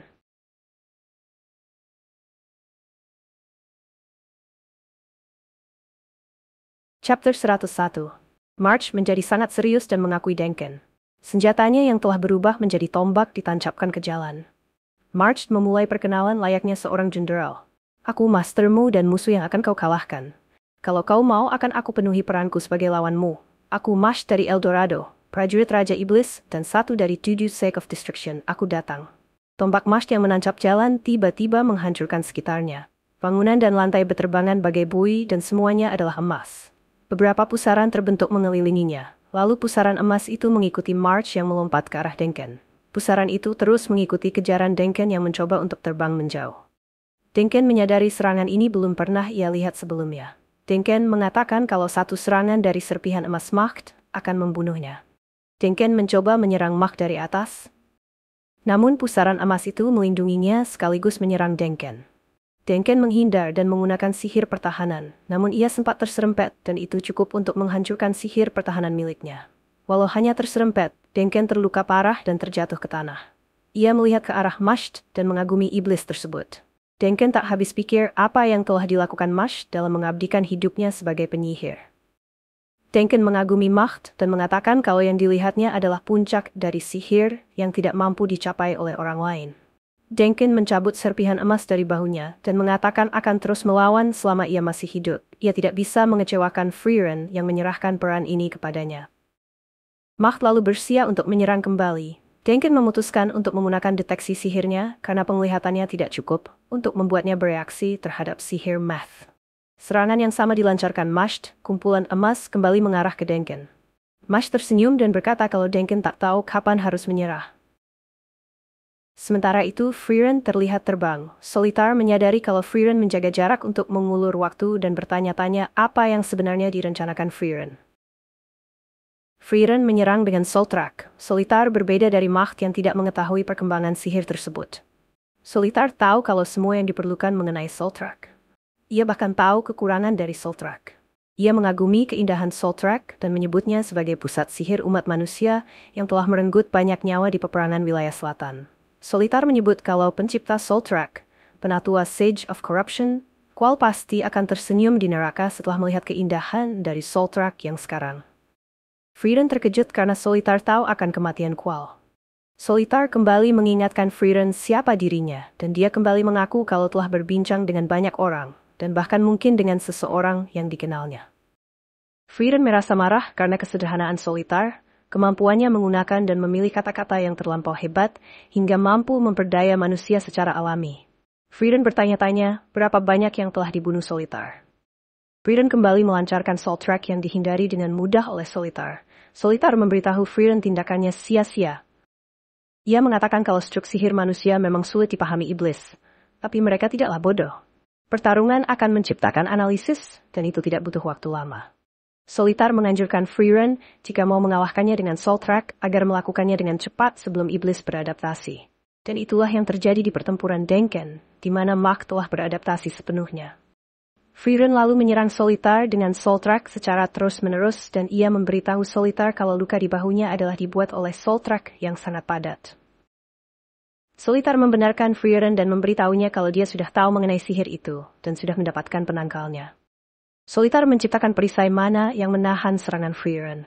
Frieren lalu menyimpulkan kalau Soltrak yang padat pasti sangat efektif karena Solitar menghindari dan menahannya. Frieren lalu berpikir kalau saja Frieren ada di sana. Frieren berusaha kembali mengontrol emosi dan mengatakan kalau dirinya bahkan tidak bisa membantah kalau Solitar berbohong. Dan dirinya bahkan tidak sempat untuk memikirkan kemungkinan Frieren masih hidup. Frieren lalu berkata, kalau karena inilah Solitar sangat kuat, sangat sulit untuk tidak terdikte oleh perkataannya. Chapter 102. Dengan judul sebuah hasil seri. Pertarungan Macht dan Denken mendekati puncaknya. Serangan Macht semakin ganas, partikel-partikel emas menyudutkan Denken yang berusaha keras untuk bertahan. Denken merasa masih bisa menghindari dan masih cukup tenang untuk membaca setiap serangan Macht. Denken mengakui Macht sebagai penyihir yang benar-benar hebat, namun ia juga mengklaim kalau apa yang ditunjukkan Macht belum melebihi kesannya. Denken terus-menerus menghindar dan March menemukan celah. Partikel emas yang ditahan Denken dimanfaatkan. Macht menyerang secara langsung dengan tombaknya. Deng yang terfokus ke puing emas kaget. Macht menyambar Denken, dan Denken yang mencoba menakan dengan tongkatnya tak mampu bertahan. Tombak itu patah saat diterjang Macht, dan alhasil serangan Macht mengenainya dengan telak. Tombak itu menusuk tubuhnya. Denken tak bisa bergerak ataupun bersuara lagi. Macht menyadarinya, namun ia juga tahu kalau Denken masih memiliki keinginan untuk bertarung. Macht akan memberikan serangan terakhir yang dipastikannya akan membunuh Denken. Denken berkata dalam hati kalau setidaknya dirinya ingin pertarungan ini berakhir seri. Berpindah ke Frieren yang kini berada di jarak cukup dekat dengan Solitar. Dan terlihat Eldorado perlahan pulih. Emas di sana secara perlahan menghilai, burung-burung yang sebelumnya membatu melanjutkan hidupnya dan kembali terbang. Penduduk kota Weiss yang berada di tengah Eldorado telah melanjutkan aktivitas. Mereka terlihat melanjutkan kegiatan sehari-hari tanpa tahu kalau semuanya telah tertidur selama 30 tahun. Macht yang akan memberikan serangan terakhir terkejut dan kaget melihat semuanya berangsur pulih. Dan saat ia menyadari kalau ternyata Frieren benar-benar mampu memvisualisasikan sihirnya untuk mengembalikan semuanya. Macht yang kebingungan dalam sepersekian detik tiba-tiba diserang oleh Denken. Soltrak yang sangat padat dan kecepatan penuh, sihir yang belum pernah dilihatnya selama ini menembus tubuhnya. Macht tak percaya dirinya lengah. Macht heran mengapa sihir sekuat itu tak pernah dipakai Denken dalam pertempuran sebelumnya. Denken mengatakan kalau kartu Truth harus digunakan saat kau sudah memastikan kemenangan. Denken mengatakan kalau inilah yang diajarkan Macht dulu.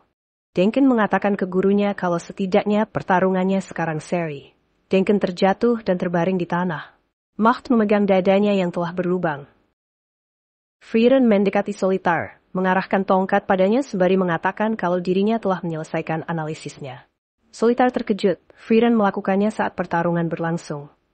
Ia juga berkata kalau ini sia-sia, walaupun itu dapat mempengaruhi pertarungan Denken, namun tak berimpak ke pertarungan mereka. Frieren dengan kesadaran penuh memberitahu Solitar kalau ini telah berakhir. Saat masih berbicara, tiba-tiba, tubuh Solitar terkena serangan dari belakang. Ia menoleh dan melihat Fern dari jarak sangat jauh. Fern terjatuh karena kehabisan mana, dan ia lalu ditangkap oleh Stark. Solitar juga terjatuh ke tanah dan sekarat. Di saat terakhirnya ia berkata bahwa ini indah, sebuah tembakan jarak jauh yang bahkan berada di luar deteksi mananya. Ia mengingat akhir kematian Sage of Destruction Boss, di mana ia dibunuh oleh Himmel dalam satu serangan karena terlalu terfokus pada Frieren. Ia tertawa karena melakukan kesalahan yang sama, padahal ia telah mengantisipasinya dengan tidak pernah menurunkan deteksi mana. Namun jarak Fern di luar kemampuannya. Frieren bertanya ke Solitar apakah dirinya mau memohon unjuk hidupnya. Solitar hanya tersenyum dan Frieren menyerang dengan Soul Track dari jarak dekat yang membuat Solitar mati. Frieren menyadari kalau Denken juga telah selesai dan tak perlu membantunya.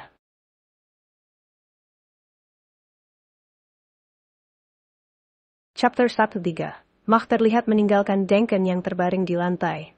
Dengan sedikit sisa tenaga dari tubuhnya yang terluka parah, Macht melangkah sambil menahan sakit dan mencoba untuk mencari cara memulihkan diri. Walau sadar lukanya tak bisa tertolong lagi, Macht terus mencoba berjalan.